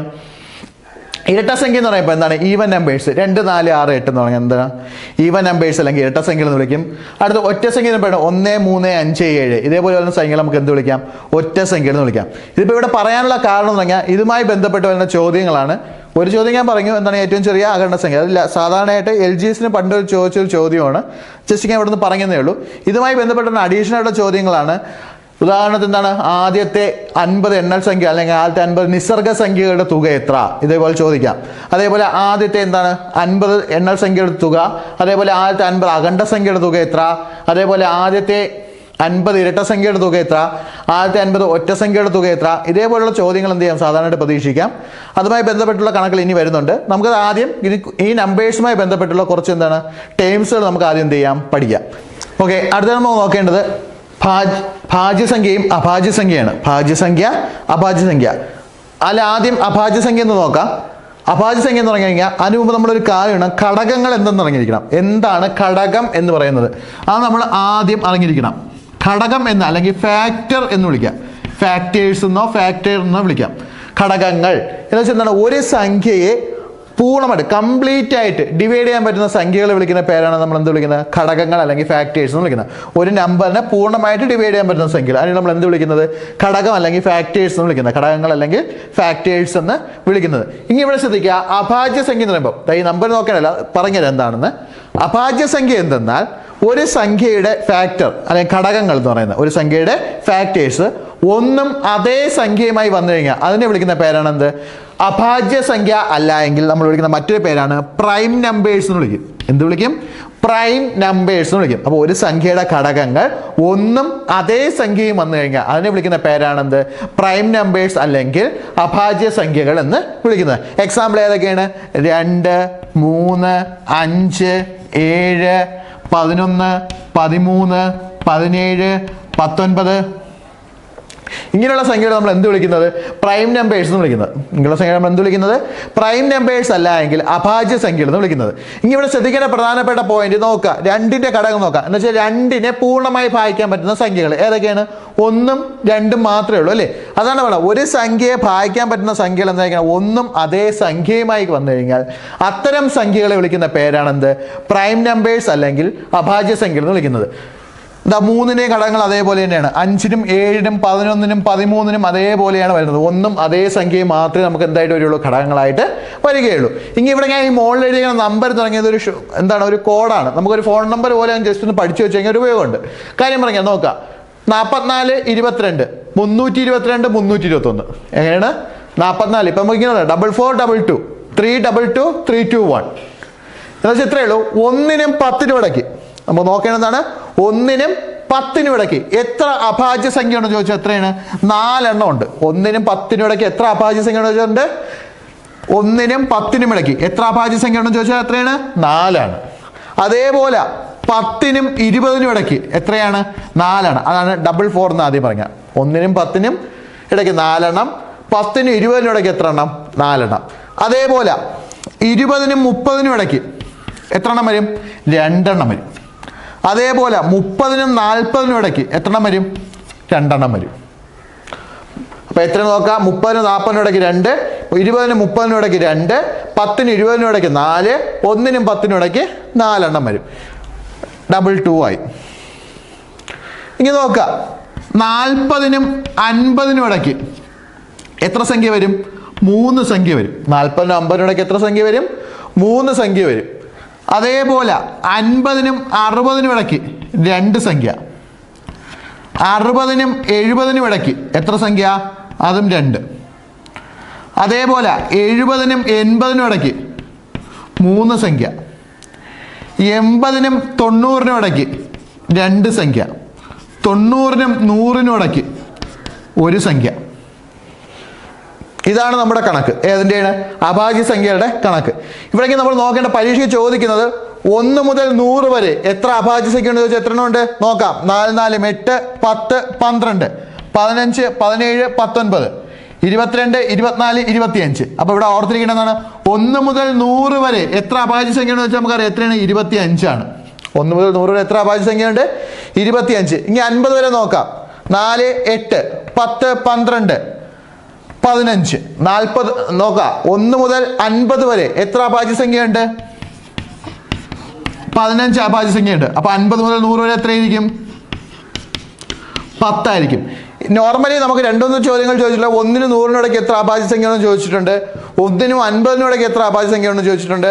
50-നും 100-നും ഇടയ്ക്ക് എത്ര അഭാജ്യ സംഖ്യയാണെന്നും ചോദിച്ചിട്ടുണ്ട്. ഇനി നമുക്ക് വേണമെങ്കിൽ പ്രതീക്ഷിക്കാം എത്ര 1-നും 60-നും ഇടയ്ക്ക് എത്ര അഭാജ്യ സംഖ്യ ഉണ്ടെന്ന് വേണമെങ്കിൽ ചോദിക്കാം. അങ്ങനെ ചോദിച്ചാൽ നമുക്ക് എന്ത് ചെയ്യാം? ഈ ഒരു ടേബിൾ ഓർത്ത് വെച്ച് കഴിഞ്ഞാൽ നമുക്ക് പെട്ടെന്ന് എന്ത് ചെയ്യാൻ പറ്റും? കണ്ടുപിടിക്കാൻ പറ്റും.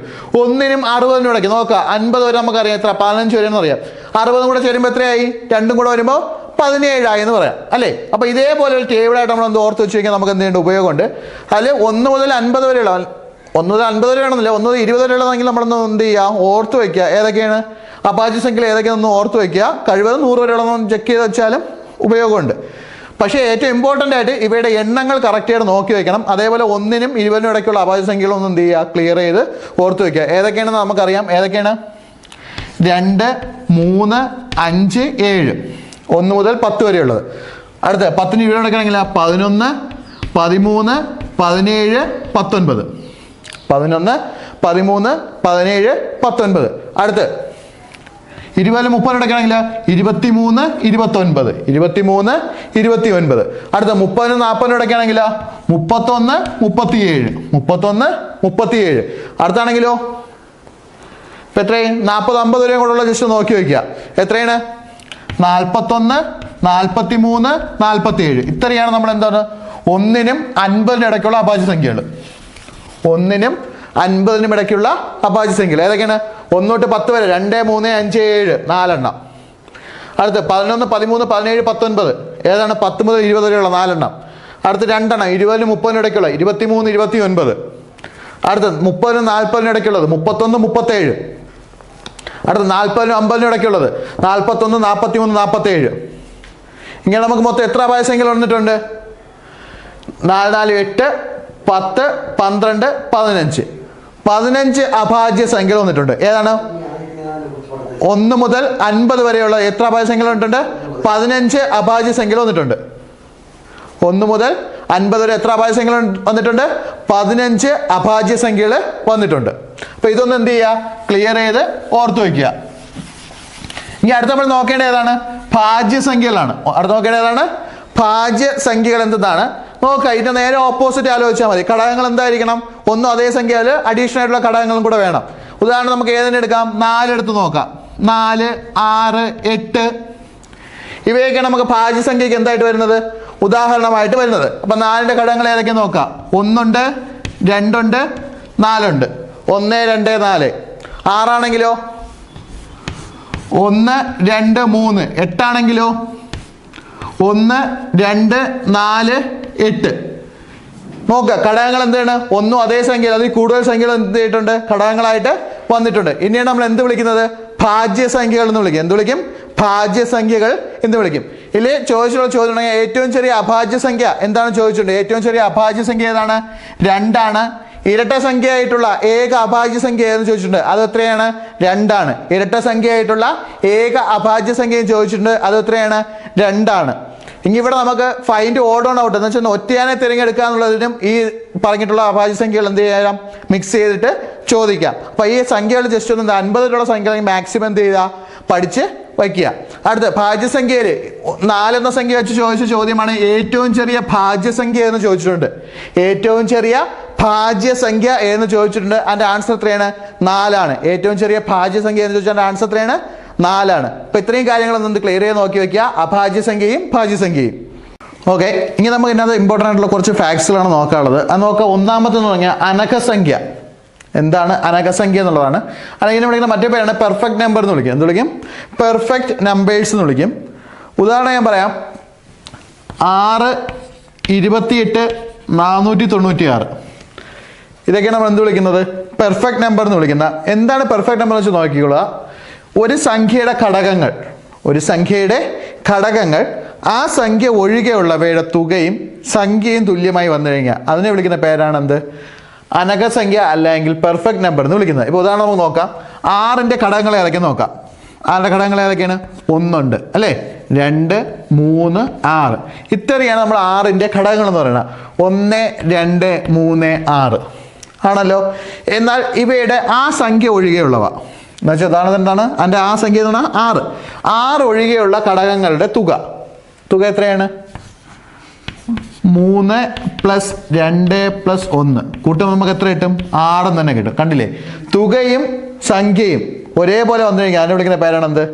അനഘസംഖ്യ എന്ന് വിളിക്കുന്നത്. അപ്പോൾ ശ്രദ്ധിക്കുക, എന്താണ് പറഞ്ഞിരിക്കുന്നത്? ഒരു സംഖ്യയുടെ ഘടകങ്ങളിൽ ആ സംഖ്യ ഒഴികെയുള്ളവയുടെ തുക സെയിം നമ്പർ, അതേ സംഖ്യ തന്നെ വന്നു കഴിഞ്ഞാൽ അതിനെ വിളിക്കുന്ന പേരാണ് എന്ത്? അനഘസംഖ്യ എന്ന് വിളിക്കും. എന്ത് വിളിക്കും? അനഘസംഖ്യ എന്ന് വിളിക്കും. ഇനി ഇവിടെ ശ്രദ്ധിക്കേണ്ട പ്രധാനപ്പെട്ട പോയിന്റ്, ഇതിനകത്ത് ചോദിച്ചിട്ടുള്ള ചോദ്യം എന്ന് പറഞ്ഞു കഴിഞ്ഞാൽ ഏറ്റവും ചെറിയ അനഘസംഖ്യ ഏതാണെന്ന് ചോദിച്ചിട്ടുണ്ട്. ഏറ്റവും ചെറിയ അനഘസംഖ്യ ഏതെന്ന് ചോദിച്ചിട്ടുണ്ട്. ഏതാണ്? 6 ആണ്. ഏറ്റവും ചെറിയ അനഘസംഖ്യ ഏതാണ്? 6 ആണ്. അതേപോലെ വേറൊരു ചോദ്യം ചോദിച്ചിട്ടുള്ളതാണ്, ആദ്യത്തെ 2 അനഘസംഖ്യകളുടെ തുക എത്ര? ഇതും പരീക്ഷയ്ക്ക് ചോദിച്ചിട്ടുണ്ട്. ആദ്യത്തെ 2 അനഘസംഖ്യകളുടെ തുക എത്രയാണ്? ആദ്യത്തെ 2 അനഘസംഖ്യകളുടെ തുക എന്ന് പറയുമ്പോൾ 6 + 28 സമയം എത്രയെന്ന് കിട്ടും? 34 എന്ന് കിട്ടും. അപ്പോൾ 2 ചോദ്യങ്ങളാണ് നമ്മളിവിടെ ശ്രദ്ധിക്കേണ്ടത്. ഏറ്റവും ചെറിയ അനഘസംഖ്യ എന്ന് ചോദിച്ചിട്ടുണ്ട്, 6 ആണ്. ആദ്യത്തെ 2 അനഘസംഖ്യകളുടെ തുക എത്രയെന്ന് ചോദിച്ചിട്ടുണ്ട്, എത്രയാണ്? 34 ആണ്. 6 + 28. അപ്പോൾ എന്താണ് അനഘസംഖ്യ നോക്കാം. ഒരു സംഖ്യയുടെ ഘടകങ്ങളിൽ ആ സംഖ്യ ഒഴികെയുള്ളവയുടെ തുകയും സംഖ്യയും തുല്യമായി വന്നു കഴിഞ്ഞാൽ അതിനെ വിളിക്കുന്ന പേരാണ് എന്ത്? അനഘസംഖ്യ എന്ന് വിളിക്കും. നമ്മൾ എന്ത് വിളിക്കും? അനഘസംഖ്യ എന്ന് വിളിക്കും. അത് ക്ലിയർ ആയി നോക്കുക. അടുത്ത് നോക്കേണ്ടതാണ് ആംസ്ട്രോങ് സംഖ്യകൾ. അടുത്ത് എന്താണ് നോക്കേണ്ടത്? ആംസ്ട്രോങ് സംഖ്യകളാണ്. ഇവയെ നമുക്ക് എക്സാമ്പിൾ വഴി പറഞ്ഞു തരാൻ പറ്റുള്ളൂ. അപ്പോൾ നോക്കുക.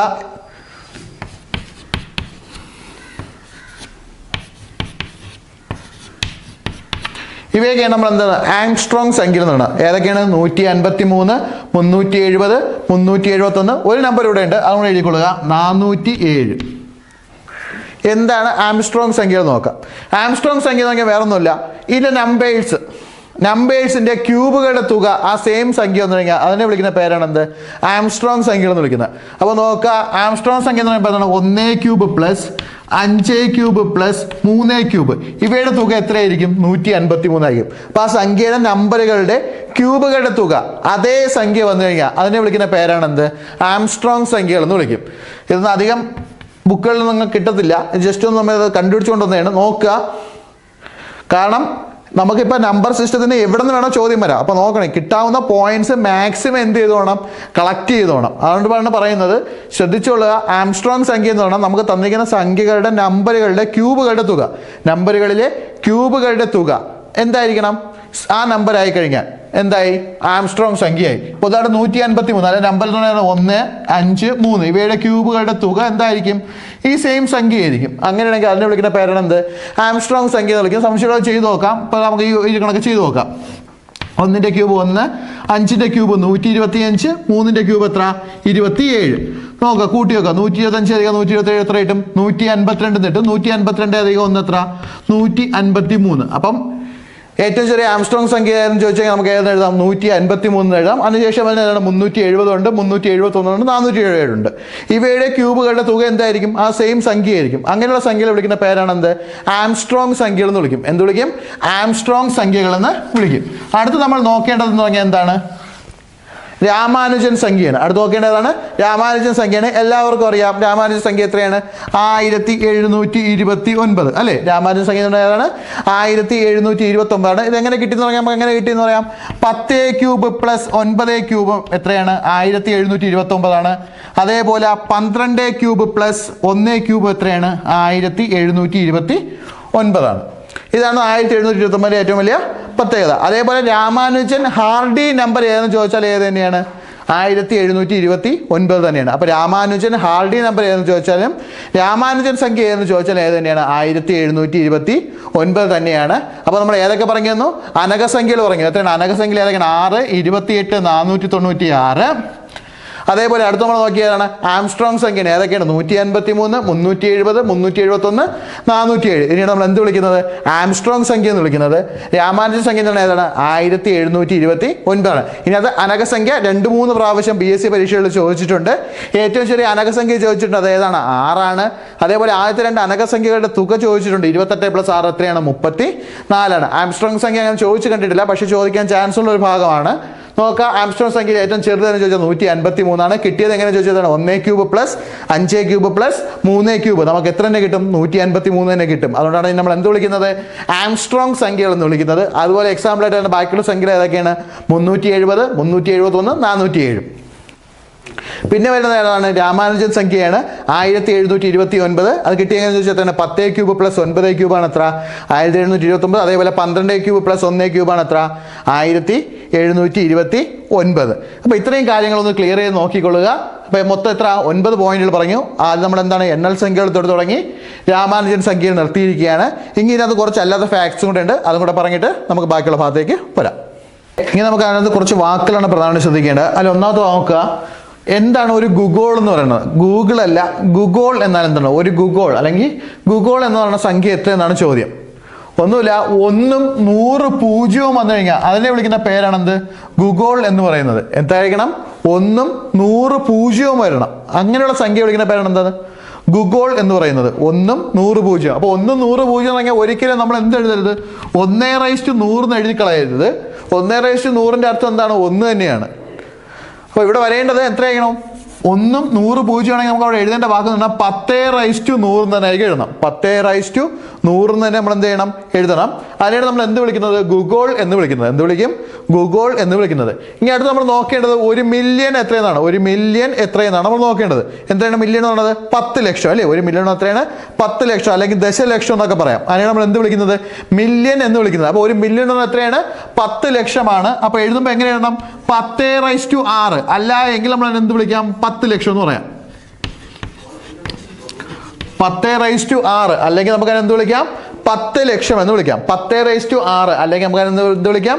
10 ലക്ഷം എന്ന് വിളിക്കാം. അപ്പൊ നോക്കുക, 1 മില്യൺ എത്ര? 10 ലക്ഷം. അപ്പൊ അങ്ങനെയാണെങ്കിൽ അടുത്ത നോക്കേണ്ട 1 ബില്യൺ എത്രയായിരിക്കും? 10/9 ആയിരിക്കും. 1 ബില്യൺ എത്രയായിരിക്കും? 10/9 ആയിരിക്കും. അങ്ങനെ വന്നു കഴിഞ്ഞാൽ നമുക്ക് എന്ത് വിളിക്കാം? 100 കോടി എന്ന് പറയാം. എത്രയാണ്? 100 കോടി.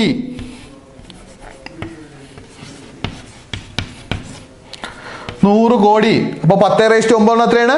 100 കോടി. അപ്പൊ നോക്കുക, 1 മില്യൺ എന്ന 10/6 അല്ലെങ്കിൽ നമുക്ക് എന്ത് വിളിക്കാം? 10 ലക്ഷം എന്ന് വിളിക്കാം. 1 ബില്യൺ എന്ന 10/9 അല്ലെങ്കിൽ നമുക്ക് എന്ത് പറയാം? 100 കോടി എന്ന് പറയാം. അടുത്ത് നോക്കേണ്ടത് 1 ട്രില്യൺ എത്രയാണ്? 10/12. 10/12. അപ്പൊ എത്ര പറയേണ്ടി വരും? ലക്ഷം കോടി എന്ന് പറയേണ്ടി വരും. എത്രയാണ്? ലക്ഷം കോടി. 1 ലക്ഷം കോടി എന്നൊക്കെ വേണമെങ്കിൽ പറയാം. 1 ലക്ഷം കോടി നമുക്ക് എന്ത് വിളിക്കാം?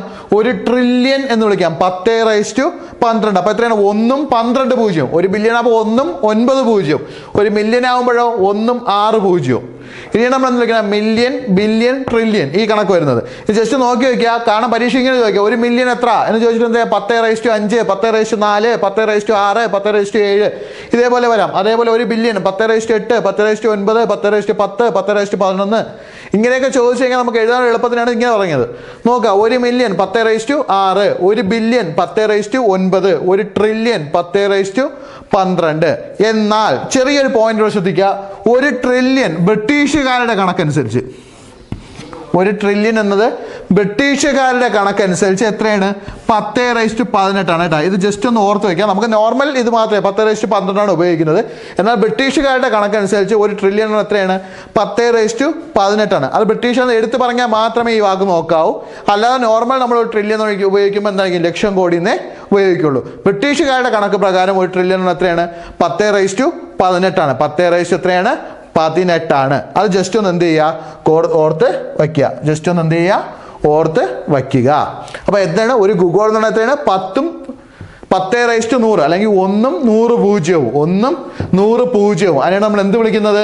ഒരു ഗുഗോൾ എന്ന് വിളിക്കുന്നത്. 1 മില്യൺ എന്ന് പറഞ്ഞാൽ എത്രയാണ്? 10 ലക്ഷം, അല്ലെങ്കിൽ നമുക്ക് എന്ത് വിളിക്കാം? 10⁻6 എന്ന് വിളിക്കാം. 1 ബില്യൺ എന്ന് പറഞ്ഞാൽ എത്രയാണ്? 10�9, അല്ലെങ്കിൽ നമുക്ക് എന്ത് വിളിക്കാം? 100 കോടി എന്ന് വിളിക്കാം. 1 ട്രില്യൺ എത്രയാണ്? 10⁻12, അല്ലെങ്കിൽ എന്ത് വിളിക്കാം? ലക്ഷം കോടി എന്ന് വിളിക്കാം. എന്നാൽ ബ്രിട്ടീഷുകാരുടെ കണക്ക് പ്രകാരം 1 ട്രില്യൺ എത്രയാണ്? 10⁻18 18. ഓക്കെ, ഇനി നമ്മൾ ഉപയോഗിക്കുന്ന സംഖ്യാ സിസ്റ്റം നമുക്ക് അറിയാം. ഏതാണ് നമ്മൾ ഉപയോഗിക്കുന്ന സംഖ്യാ സിസ്റ്റം എന്ന് പറയുന്നത്? ഇൻഡോ അറബിക് നമ്പർ സിസ്റ്റമാണ് നമ്മൾ ഉപയോഗിക്കുന്നത്. കാര്യം എന്താണ്?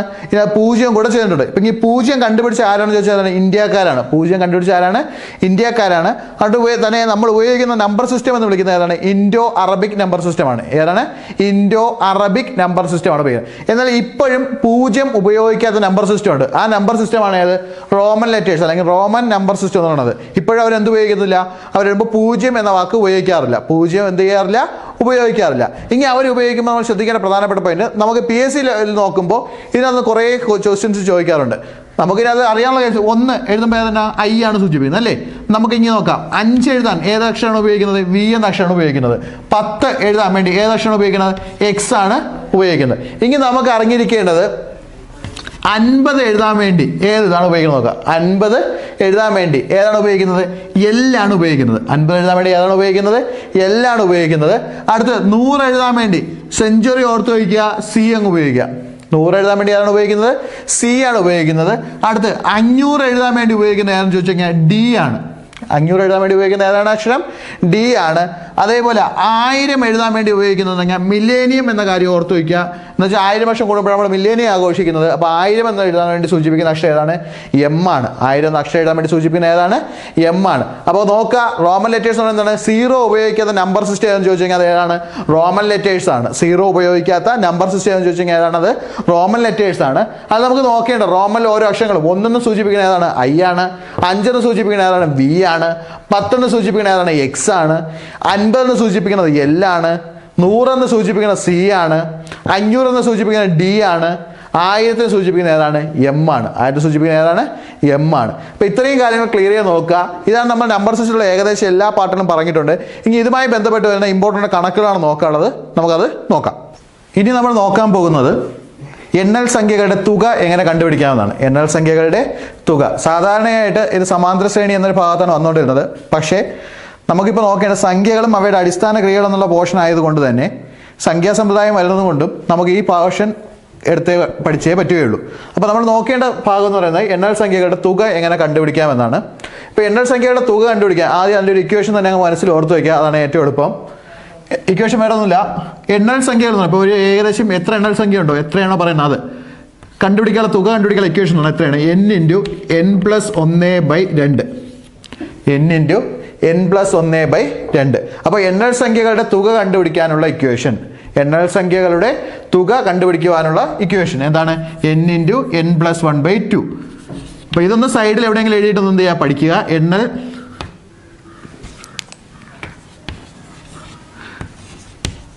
സംഖ്യകളുടെ തുക, എണ്ണൽ സംഖ്യകളുടെ തുക കണ്ടുപിടിക്കുന്നതാണ് n × n+1/2. n × n+1/2. ഇതാണ് നമ്മൾ എന്ത് കണ്ടുപിടിക്കുക? എണ്ണൽ സംഖ്യകളുടെ തുക കണ്ടുപിടിക്കുക ഇക്വേഷൻ. ഇതൊന്ന് സൈഡിൽ എന്ത് ചെയ്യുക? ബോക്സ് ചെയ്താക്കി ഇടുക.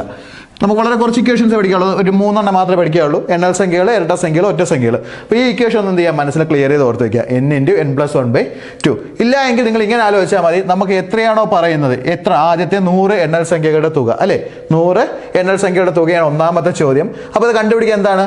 100 എണ്ണൽ സംഖ്യകളുടെ തുക കണ്ടുപിടിക്കാൻ n എന്ന് പറയുന്നത് എന്തായിരിക്കണം? എണ്ണൽ സംഖ്യയുടെ എണ്ണമായിരിക്കണം എടുക്കേണ്ടത്. ആദ്യത്തെ 100, അപ്പോൾ 100 എണ്ണമാണ് വരേണ്ടത്. അപ്പോൾ എന്താണ്? 100 × ഏത് വരും? ഇക്വേഷൻ വഴി പോവുകയാണെങ്കിൽ 100+1 ഭാഗം 2. 100 × 100+1/2. അപ്പോൾ എങ്ങനെ വരും ആൻസർ? 100 × 101/. എപ്പോഴും ആലോചിക്കുക, ബ്രാക്കറ്റിനകത്തുള്ളതാണ് ആദ്യം ചെയ്യേണ്ടത്. ബ്രാക്കറ്റിനകത്ത് ഇങ്ങനെ ബ്രാക്കറ്റ് വരുന്ന ബോട്ട് മാസ് എന്ന പോർഷൻ ഞാൻ എടുക്കുന്നുണ്ട്. അതിന് മുമ്പ് നമുക്ക് ജസ്റ്റ് ചെറുതായിട്ട് ഇറങ്ങിയിരിക്കുക. ബ്രാക്കറ്റിനകത്തുള്ളത് എപ്പോഴും എന്ത് ചെയ്യുക? ആദ്യം ചെയ്യുക. അപ്പോൾ 100 × 101/2. 100 2 കൂടെ വെട്ടിക്കഴിഞ്ഞാൽ നമുക്ക് എത്ര കിട്ടും? 50 എന്ന് കിട്ടും. 100 നമുക്ക് 2 കൊണ്ട് ഭാഗിക്കാൻ പറ്റും. വെട്ടിക്കഴിഞ്ഞാൽ നമുക്ക് എത്ര കിട്ടും? 50 കിട്ടും. ഈ വെട്ടാൻ നേരത്തെ ശ്രദ്ധിക്കുക, ഇടയ്ക്ക് ഇൻറ്റു ചിഹ്നം ഉണ്ടെങ്കിൽ മാത്രമേ നമ്മൾ എന്ത് ചെയ്യുക? നേരിട്ട് വെട്ടാവൂ. ഇടയ്ക്ക് പ്ലസോ മൈനസോ ആണെങ്കിൽ ഒരിക്കലും നമ്മൾ എന്ത് ചെയ്യരുത്? ആദ്യമേ വെട്ടി ചെയ്യരുത്. ഇനി നോക്കുക, 50 × 101 0 അവസാനം 101 5 കൊണ്ട് ഗുണിച്ചാൽ മതി. അപ്പോൾ എത്ര കിട്ടും? 505 കിട്ടും. അവസാനം ഒരു 0 കൂടെ ചേർത്ത് കഴിഞ്ഞാൽ പെട്ടെന്ന് ആൻസർ കിട്ടും. ആൻസർ എത്രയാണ് 5050. അപ്പം ആദ്യത്തെ 100 എണ്ണൽ സംഖ്യകളുടെ തുക എന്ന് പറയുന്നത് 100 × 100 + 1/2. എത്രയാണോ എണ്ണം പറയുന്നത് അതിൻ്റെ കൂടെ ഒന്നും കൂടെ കൂട്ടിയിട്ട് എന്ത് ചെയ്യുക, ഗുണിക്കുക, അതിന് 2 കൊണ്ട് എന്ത് ചെയ്യുക, ഭാഗിക്കുക. അതിന് 2 കൊണ്ട് ഭാഗിക്കുക. അപ്പോൾ നമുക്ക് എന്ത് കിട്ടും, എണ്ണൽ സംഖ്യകളുടെ തുക കിട്ടും. ഇനി അടുത്ത ചോദ്യം ഇതേപോലത്തെ വേറൊരു ചോദ്യം കൂടെയാണ്. ഇത് എല്ലാം പ്രീവിയസ് ക്വസ്റ്റ്യൻ ആണ്. ഇത് 2003 LDCക്ക് ചോദിച്ച ചോദ്യവും ഇത് 2005 LDCക്ക് ചോദിച്ച ചോദ്യവുമാണ്. അപ്പോൾ നമുക്ക് നോക്കാം, അടുത്ത ചോദ്യം കൂടെ നോക്കാം. 1 മുതൽ 19 വരെയുള്ള എണ്ണൽ സംഖ്യകളുടെ തുക എത്ര? 1 മുതൽ 19 വരെയുള്ള എണ്ണൽ സംഖ്യകളുടെ തുകയാണ് അടുത്ത് കണ്ടുപിടിക്കണം. നോക്കാം 1 മുതൽ 19 വരെ. അപ്പോൾ എത്രയാണ്? 1 തൊട്ട് 1 2 3 നോക്കുമ്പോൾ 19 വരണം. അപ്പോൾ എത്രയായിരിക്കും എണ്ണൽ സംഖ്യയുടെ എണ്ണം? 19 ആണ് അല്ലേ? അപ്പോൾ ആദ്യത്തെ 19 നമുക്ക് ആലോചിക്കാം. അപ്പോൾ 19 × 19 + 1 അല്ലേ? ഇനി നമുക്ക് ഇതെന്താ ഇക്വേഷൻ ഓർത്ത് വെച്ചാൽ മതി. n എടുക്കുക, അതിൻ്റെ കൂടെ ഒന്നും കൂടെ കൂട്ടിയെടുക്കുക. 19 + 1 എത്ര? 20. 19 × 20 / 2. 19 × 20 / 2. നമുക്ക് എന്ത് ചെയ്യാം, നേരെ വെട്ടാം. 20 2 വെട്ടിക്കഴിഞ്ഞാൽ എത്ര കിട്ടും? 10 എന്ന് കിട്ടും. ആൻസർ എത്രയാണ്? 190. അപ്പോൾ ക്ലിയർ ചെയ്ത് നോക്കുക. എണ്ണൽ സംഖ്യയുടെ തുക കണ്ടുപിടിക്കണം എങ്ങനെയാണ്? ആദ്യം എന്ത് ചെയ്യുക, ഏതാണോ എണ്ണ എടുക്കേണ്ടത് അതിൻ്റെ കൂടെ 1 കൂട്ടുക. അതാണ് പറഞ്ഞത് n × n + 1. ഇങ്ങനെ പറഞ്ഞാൽ എണ്ണ എടുക്കുക, അതിൻ്റെ കൂടെ 1 കൂട്ടുക, ഇതിൻ്റെ 2 കൂടെ ഗുണിച്ചതിന് ശേഷം 2 കൊണ്ട് ഭാഗിക്കുക. ഇവിടെ അതേപോലെ തന്നെയാണ്, എണ്ണ എടുക്കുക, അതിൻ്റെ കൂടെ 1 കൂട്ടുക, അതിൻ്റെ 2 കൊണ്ട് എന്ത് ചെയ്യുക, ഭാഗിക്കുക. അപ്പോൾ നമുക്ക് എന്ത് കിട്ടും? ആൻസർ കിട്ടും 5050 190. അപ്പോൾ ക്ലിയർ ചെയ്യുന്ന വിശ്വസിക്കുന്നു. അപ്പോൾ എണ്ണൽ സംഖ്യയുടെ തുക കണ്ടുപിടിക്കുന്ന ഇക്വേഷൻ എന്താണ്? n × n + 1/2. n × n + 1/2. Okay, നമ്മൾ നേരത്തെ നോക്കിയതിൻ്റെ മറ്റൊരു മോഡലുള്ള കുറച്ച് ക്വസ്റ്റ്യൻസ് ആണ് നോക്കാനുള്ളത്. നോക്കുക, 20 മുതൽ 50 വരെയുള്ള എണ്ണൽ സംഖ്യകളുടെ തുക. 20 മുതൽ 50 വരെയുള്ള എണ്ണൽ സംഖ്യകളുടെ തുക എത്ര? നേരത്തെ ചെയ്ത ചെറിയൊരു വ്യത്യാസമുണ്ട്. നേരത്തെ നമ്മൾ എപ്പോഴും ശ്രദ്ധിക്കുക, എണ്ണൽ സംഖ്യയുടെ തുക എന്ന് പറയുമ്പോൾ 1 തൊട്ട് നമ്മൾ ഏത് വരെയാണോ പറയുന്നത് അതിൻ്റെ തുകയാണ് നമുക്ക് എന്ത് ചെയ്യേണ്ടത്, എടുക്കേണ്ടത്. എന്നാൽ ഇവിടെ വരുമ്പോൾ ശ്രദ്ധിച്ചോണം, 20 മുതൽ 50 വരെ. എന്താ പറഞ്ഞിരിക്കുന്നത്? 20 മുതൽ. ആ മുതൽ എന്നുള്ള വാക്ക് കറക്റ്റായിട്ട് നോക്കി വയ്ക്കുക. 20 മുതൽ 50 വരെ കിട്ടിയപാടെ ക്വസ്റ്റ്യൻ പേപ്പറിൽ കിട്ടുകയാണെങ്കിൽ നമ്മൾ ആദ്യം അണ്ടർലൈൻ ചെയ്യേണ്ടത് അതാണ്. 20 മുതൽ 50 വരെ. അപ്പോൾ ഏതൊക്കെ വരാം? 20 വരാം, 21 വരാം, അങ്ങനെ നമുക്ക് ഏത് വരെ വരാം? 50 വരെ വരാം. അങ്ങനെയുള്ളതിൻ്റെ ഇപ്പോൾ 20 തൊട്ട് 50 വരെയുള്ള എണ്ണൽ സംഖ്യകളുടെ തുക എത്ര? ഇവിടെ നമുക്ക് എന്ത് ചെയ്യാം, ഒരുപാട് ഇക്വേഷൻസ് ഉപയോഗിക്കാം, ഒരുപാട് മെത്തേഡുകൾ ഉപയോഗിക്കുന്നുണ്ട്. പക്ഷേ എനിക്ക് എളുപ്പം തോന്നിയ മെത്തേഡാണ് ഞാൻ പറയുന്നത്. വേറെ മെത്തേഡ് അതിനുള്ളത് ആ രീതിയിൽ ചെയ്യുക. കണക്കിൻ്റെ ഏറ്റവും വലിയ പ്രത്യേകത അതാണ്, മെത്തേഡുകൾ നമുക്ക് ഇഷ്ടം പോലെ ഉണ്ട്. ഏതൊക്കെ രീതിയിൽ വേണോ നമുക്ക് എന്ത് ചെയ്യാം, കണക്കുകൾ ചെയ്യാൻ പറ്റും. പക്ഷേ നമുക്ക് PSC എക്സാമിന് ഏറ്റവും കൂടുതൽ ആവശ്യം എന്ന് പറയുന്നത് എന്താണ്? എത്ര ടൈമിനുള്ളിൽ നമ്മൾ എന്ത് ചെയ്യുന്നു, ചെയ്ത് തീർക്കുന്നു. നമുക്കറിയാം ആ കൂടെ 90 മിനിറ്റും ഉണ്ട്, 100 ക്വസ്റ്റ്യനും ഉണ്ട്. അത്രയും നമുക്ക് ടൈമിൽ എന്ത് ചെയ്യാൻ പറ്റില്ല, ചെയ്ത് ഓടി എത്താനുള്ളതാണ്. അതുകൊണ്ട് നമ്മൾ എന്ത് ചെയ്യുക, മാക്സിമം ടൈം കുറച്ചുകൊണ്ട് നമ്മൾ എന്ത് ചെയ്യുക, കണക്കുകൾ എന്ത് ചെയ്യാൻ നോക്കുക, ചെയ്ത് ക്ലിയർ ആക്കാൻ നോക്കുക. അപ്പോൾ നമുക്ക് നോക്കേണ്ടതാണ് 20 മുതൽ 50 വരെയുള്ള എണ്ണൽ സംഖ്യകളുടെ തുക. അപ്പോൾ നമുക്ക് നോക്കേണ്ട പോയിന്റ് എന്ന് പറഞ്ഞാൽ ആദ്യം എന്ത് ചെയ്യുക, 1 തൊട്ട് 50 വരെയുള്ള തുക എന്ത് ചെയ്യുക, കണ്ടുപിടിക്കുക. 1 തൊട്ട് 50 വരെയുള്ള തുക എന്ത് ചെയ്യുക, കണ്ടുപിടിക്കുക. അപ്പോൾ എന്താണ് തുക? 50 വരെ. തുക എത്ര? 50 വരെ. കണ്ടുപിടിക്കുക. ഏതാണ് ഇക്വേഷൻ? ഏതാണ് നമ്മൾ പഠിച്ചത്? n × n + 1 അല്ലേ? എണ്ണം എത്രയോ? n + 1. അപ്പോൾ എത്രയാണ്? 50 × 51 / 2. 50 × 51 / 2. വേണമെങ്കിൽ നേരിട്ട് ഗുണിച്ച് പകുതി എടുക്കാം, അല്ലെങ്കിൽ ഇവിടെ നിന്ന് വെട്ടി ചെയ്യാം. ഇഷ്ടമുള്ള ഇത് ചെയ്യാം. ഞാൻ നേരിട്ട് ഗുണിച്ച് പകുതി എടുക്കാനാണ് പോകുന്നത്.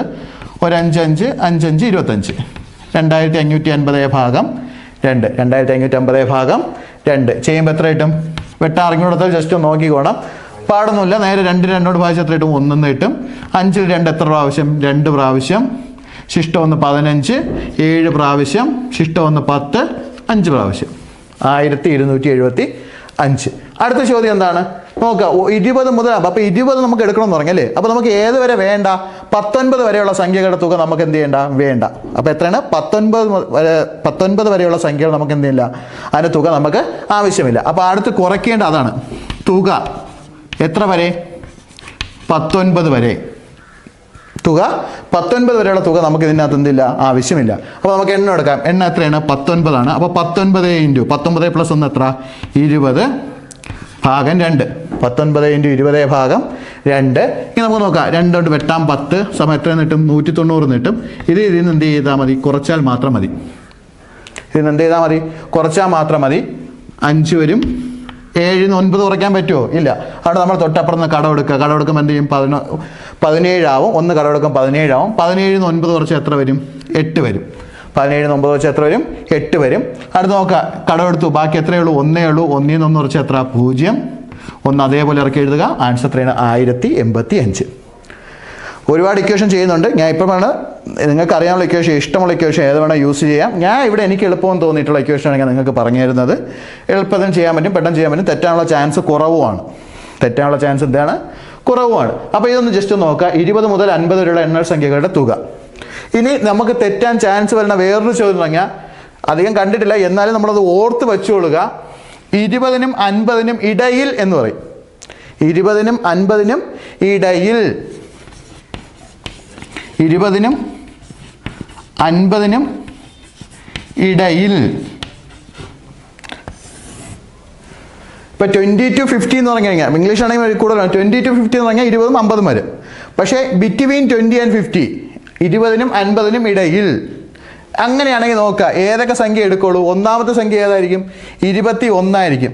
അവസാനം വരുന്ന സംഖ്യ എത്രയായിരിക്കും? 49 ആയിരിക്കും. അതൊന്ന് ഇമ്പോർട്ടൻ്റ് ആയിട്ടൊന്ന് ശ്രദ്ധിച്ചോണം. 20-നും 50-നും ഇടയിൽ. സാധാരണ എണ്ണൽ സംഖ്യകളിൽ ആ മോഡൽ കണക്ക് വരാറില്ല. സമാന്തര ശ്രേണി എന്നൊരു ഭാഗം വരുമ്പോഴാണ് ഈ സാധാരണ ഈ ഭാഗം എന്ത് ചെയ്യുന്നത് കൂടുതലായിട്ട് യൂസ് ചെയ്യുന്നത്. അതുകൊണ്ടാണെങ്കിൽ ഇത് അധികം ഇവിടെ എടുക്കാതെ നമുക്ക് ആ സമാന്തര ശ്രേണി എന്ന പോർഷൻ എടുക്കാൻ നേരത്തെ ഞാൻ എന്ത് ചെയ്യും ഒന്നുകൂടെ പറഞ്ഞു തരും. അവിടെയും വരുന്നതാണ് 20-നും 50-നും ഇടയിൽ. ഇടയിൽ എന്ന് പറഞ്ഞു കഴിഞ്ഞാൽ നമ്മൾ നോക്കണം 50 എടുക്കൂല, 50 തൊട്ട് താഴെ നിൽക്കുന്ന സംഖ്യ എടുക്കാവും. ഏതാണ്? 49. 20-ന് ഇടയിലെങ്കിൽ 20 എടുക്കത്തില്ല, 20-ന്റെ തൊട്ട് അടുത്ത സംഖ്യ എടുക്കുള്ളൂ. ഏതാണ്? 21. ആ ഭാഗം ഒന്ന് എന്ത് ചെയ്യുക ക്ലിയർ ചെയ്ത് ഓർത്ത് വയ്ക്കുക. മുതൽ എന്ന് പറയുകയാണെങ്കിൽ നമ്മൾ ആദ്യത്തെ അവസാനത്തെ സംഖ്യ എന്ത് ചെയ്യാം പൂർണ്ണമായിട്ട് എടുക്കേണ്ടി വരും. ഇടയിൽ എന്ന് പറയുകയാണെങ്കിൽ ആദ്യത്തെ അവസാനത്തെ സംഖ്യ എന്ത് ചെയ്യേണ്ട കാര്യമില്ല, എടുക്കേണ്ട കാര്യം ഇല്ല. അപ്പോൾ 20 മുതൽ 50 വരെ എന്ന് പറയുമ്പോൾ 20-ഉം 50-ഉം നമ്മൾ എന്ത് ചെയ്യേണ്ടി വരും, എടുക്കേണ്ടി വരും. ഓക്കെ, ഇനി നമുക്ക് നോക്കേണ്ടത് അടുത്ത ചോദ്യമാണ്. ആദ്യത്തെ എത്ര എണ്ണൽ സംഖ്യകളുടെ തുകയാണ് 1275? ആദ്യത്തെ എത്ര എണ്ണൽ സംഖ്യകളുടെ തുകയാണ് എന്താ? 1275. ഇവിടെ ഇതേ ഇക്വേഷൻ തന്നെ ഉപയോഗിക്കാം. എന്താണ് കാര്യം?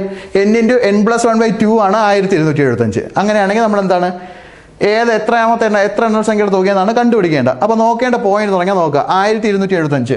ഇക്വേഷൻ വേണമെന്നുള്ളത് നേരെ എന്ത് ചെയ്യുക 1275ൻ്റെ ഇരട്ടി അങ്ങ് കണ്ടുപിടിച്ച് വയ്ക്കുക. എത്രയാണ്? 2550.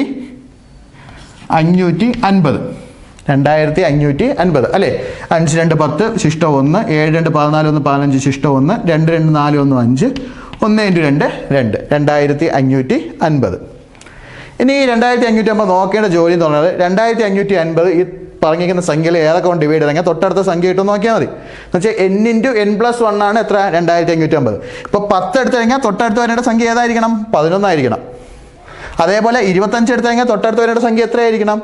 26 ആയിരിക്കണം. ഇത് ഓപ്ഷനിൽ നിന്ന് കഴിവ് എടുത്ത് ഒന്ന് എന്ത് ചെയ്യുക ചെയ്ത് നോക്കുന്നതായിരിക്കും ഏറ്റവും എളുപ്പം. കഴിവ് എന്ത് ചെയ്യുക ഇത് ഓരോ സംഖ്യ എടുത്ത് ഡിവൈഡ് ചെയ്ത് നോക്കുക. ഡിവൈഡ് ചെയ്ത് നോക്കാൻ പ്രത്യേകം ശ്രദ്ധിക്കുക. എളുപ്പമുള്ള സംഖ്യ എടുത്ത് ആദ്യം എന്ത് ചെയ്ത് നോക്കണം? ഡിവൈഡ് ചെയ്ത് നോക്കണം.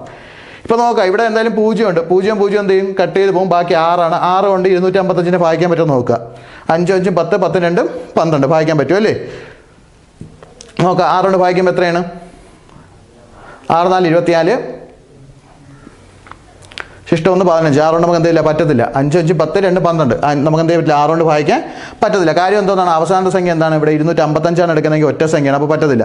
നിങ്ങൾ കഴിവതും ചെയ്യേണ്ടത് പറഞ്ഞു കഴിഞ്ഞാൽ ഇത് കണ്ടതിന് ശേഷം നമ്മൾ ഇതിനു മുമ്പ് പണ്ടൊരു ക്ലാസ് ചെയ്തിട്ടുണ്ടായിരുന്നു, ഡിവിസിബിലിറ്റി ടെസ്റ്റ് എന്നുള്ള ക്ലാസ്. അത് ജസ്റ്റ് ഒന്ന് കാണുക. അത് ഓരോ സംഖ്യയും ഏതൊക്കെ സംഖ്യയും ഡിവൈഡ് ചെയ്യാമെന്ന് കറക്റ്റായിട്ട് പറഞ്ഞിട്ടുണ്ട്. ആ ക്ലാസ് ജസ്റ്റ് ഒന്ന് കയറി കണ്ടു നോക്കുക.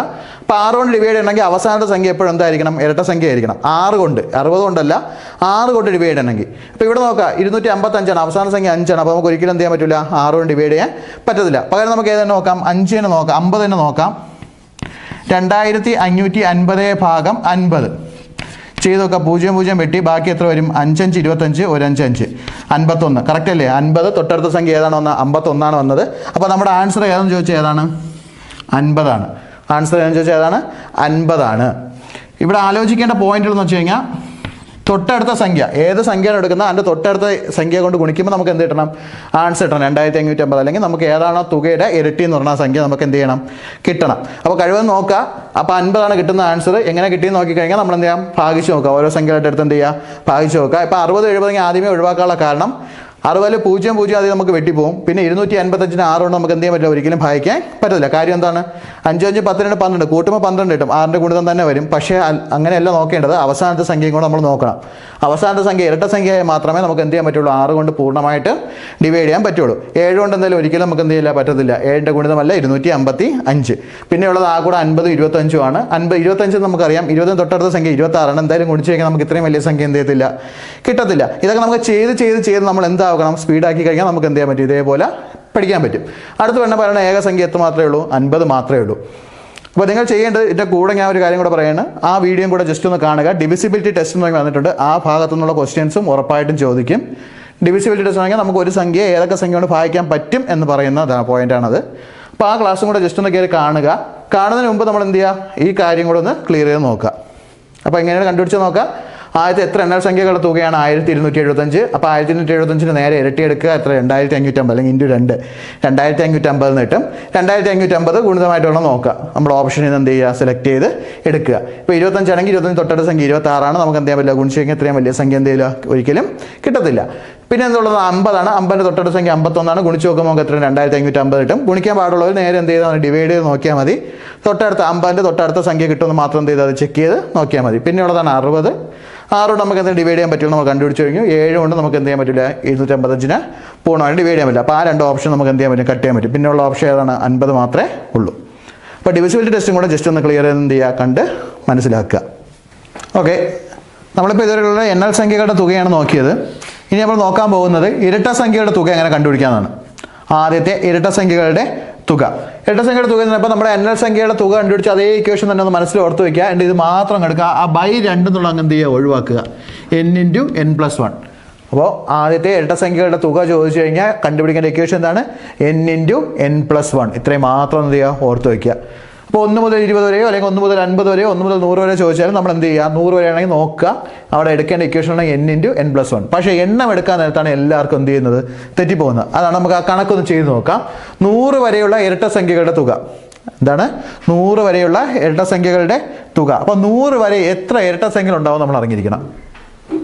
100 വരെ എത്ര ഇരട്ട സംഖ്യകൾ ഉണ്ടാവും നമ്മൾ എന്ത് ചെയ്തിരിക്കണം, അറിഞ്ഞിരിക്കണം. അതാണ് നമ്മുടെ ഒന്നാമത്തെ ജോലി. അപ്പോൾ 100ാമത്തെ ഇരട്ട സംഖ്യയാണെന്ന് പറഞ്ഞാൽ എത്രയായിരിക്കും, 2, 4, 6, 8 എന്ന് പറഞ്ഞു പോകുമ്പോൾ 100ാമത്തെ ഇരട്ട സംഖ്യ എന്ന് പറഞ്ഞാൽ എത്രയാണ്, 200 ആണ്. പക്ഷേ ഇവിടുത്തെ ചോദ്യം എന്ന് പറഞ്ഞാൽ എന്താണ്, 100 വരെയുള്ള എന്ന് വെച്ചാൽ 2, 4, 6, 8 എന്ന് പറഞ്ഞു പോകുമ്പോൾ 100ാമത് 100 വരെ വരുന്നത്. അപ്പോൾ എത്രയായിരിക്കും ഇരട്ട സംഖ്യ, അത് കണ്ടുപിടിക്കാൻ നിങ്ങൾ ഒരേ ഒരു കാര്യം ചെയ്താൽ മതി. തന്നിരിക്കുന്ന സംഖ്യ നേരെ 2 കൊണ്ട് അങ്ങ് ഭാഗിച്ചാൽ മതി. അപ്പോൾ എത്ര കിട്ടും, 50 കിട്ടും. അപ്പോൾ 50ാമത്തെ ഇരട്ട സംഖ്യയാണ് എത്ര, 100. അത് ക്ലിയർ ചെയ്ത് നോക്കുക. 50ാമത്തെ ഇരട്ട സംഖ്യയാണ് നമ്മൾ എത്രയെന്ന് പറയുന്നത്, 100 എന്ന് പറയുന്നത്. അതാണ് നമ്മൾ ആദ്യം ശ്രദ്ധിക്കേണ്ട പോയിന്റ്. ഇരട്ട സംഖ്യയുടെ തുക എന്ന് പറയുമ്പോൾ നമ്മൾ ആദ്യമേ എന്ന് കാണുമ്പോൾ ഈ തന്നിരിക്കുന്ന 100 എടുത്ത് എഴുതി ചെയ്ത് കളയരുത്. എങ്കിൽ നമുക്ക് ആൻസർ എന്ത് ചെയ്യാണ്, തെറ്റിപ്പോവുകയാണ്. അവിടെ ആലോചിക്കേണ്ട പോയിന്റ് എന്ന് പറഞ്ഞാൽ 100 വരെയുള്ള ഇരട്ട സംഖ്യ. അപ്പോൾ 100 ഇരട്ട സംഖ്യ വരേണ്ടത്. ഇപ്പോൾ 2, 4, 6, 8 ഇതേപോലെ 2, 4, 6, 8 ഇതേപോലെ നമ്മൾ ഏതുവരെ വരണം, 100 വരെ വരണം. അപ്പോൾ 100 എത്രാമത്തെ ഇരട്ട സംഖ്യ ചോദിച്ചാൽ എത്രാമത്തെയാണ് കണ്ടുപിടിക്കാൻ നേരെ എന്ത് ചെയ്താൽ 100/2 കണ്ടുപിടിച്ചാൽ മതി. എത്രാമത്തെ ഇരട്ട സംഖ്യയാണ്, 50ാമത്തെ ഇരട്ട സംഖ്യയാണ് 100 എന്ന് പറയുന്നത്. ഇനി നേരെ ഇക്വേഷനോട്ട് വരാം. ഇക്വേഷൻ എന്താണ്, n×n+1 അല്ലേ. അപ്പോൾ n എന്ന് പറഞ്ഞാൽ ഏതാണ്, 50 ആണ്. 50×50+1 50×50+1 ചെയ്യുമ്പോൾ നമുക്ക് എത്ര കിട്ടും, 50×51 എന്ന് കിട്ടും. സമയം എത്രയെന്ന് കിട്ടും, 0 മാറ്റാം, 5 കൊണ്ട് മുടിച്ച് നോക്കാം. ഒരു 5, 5, 5, 25 2550 2550. ഇങ്ങനെ നോക്കുക, 20 വരെയുള്ള ഇരട്ട സംഖ്യയുടെ തുക. അപ്പോൾ 20 വരെയുള്ള ഇരട്ട സംഖ്യ അപ്പോൾ എത്രയാണ്, നേരെ നോക്കുക.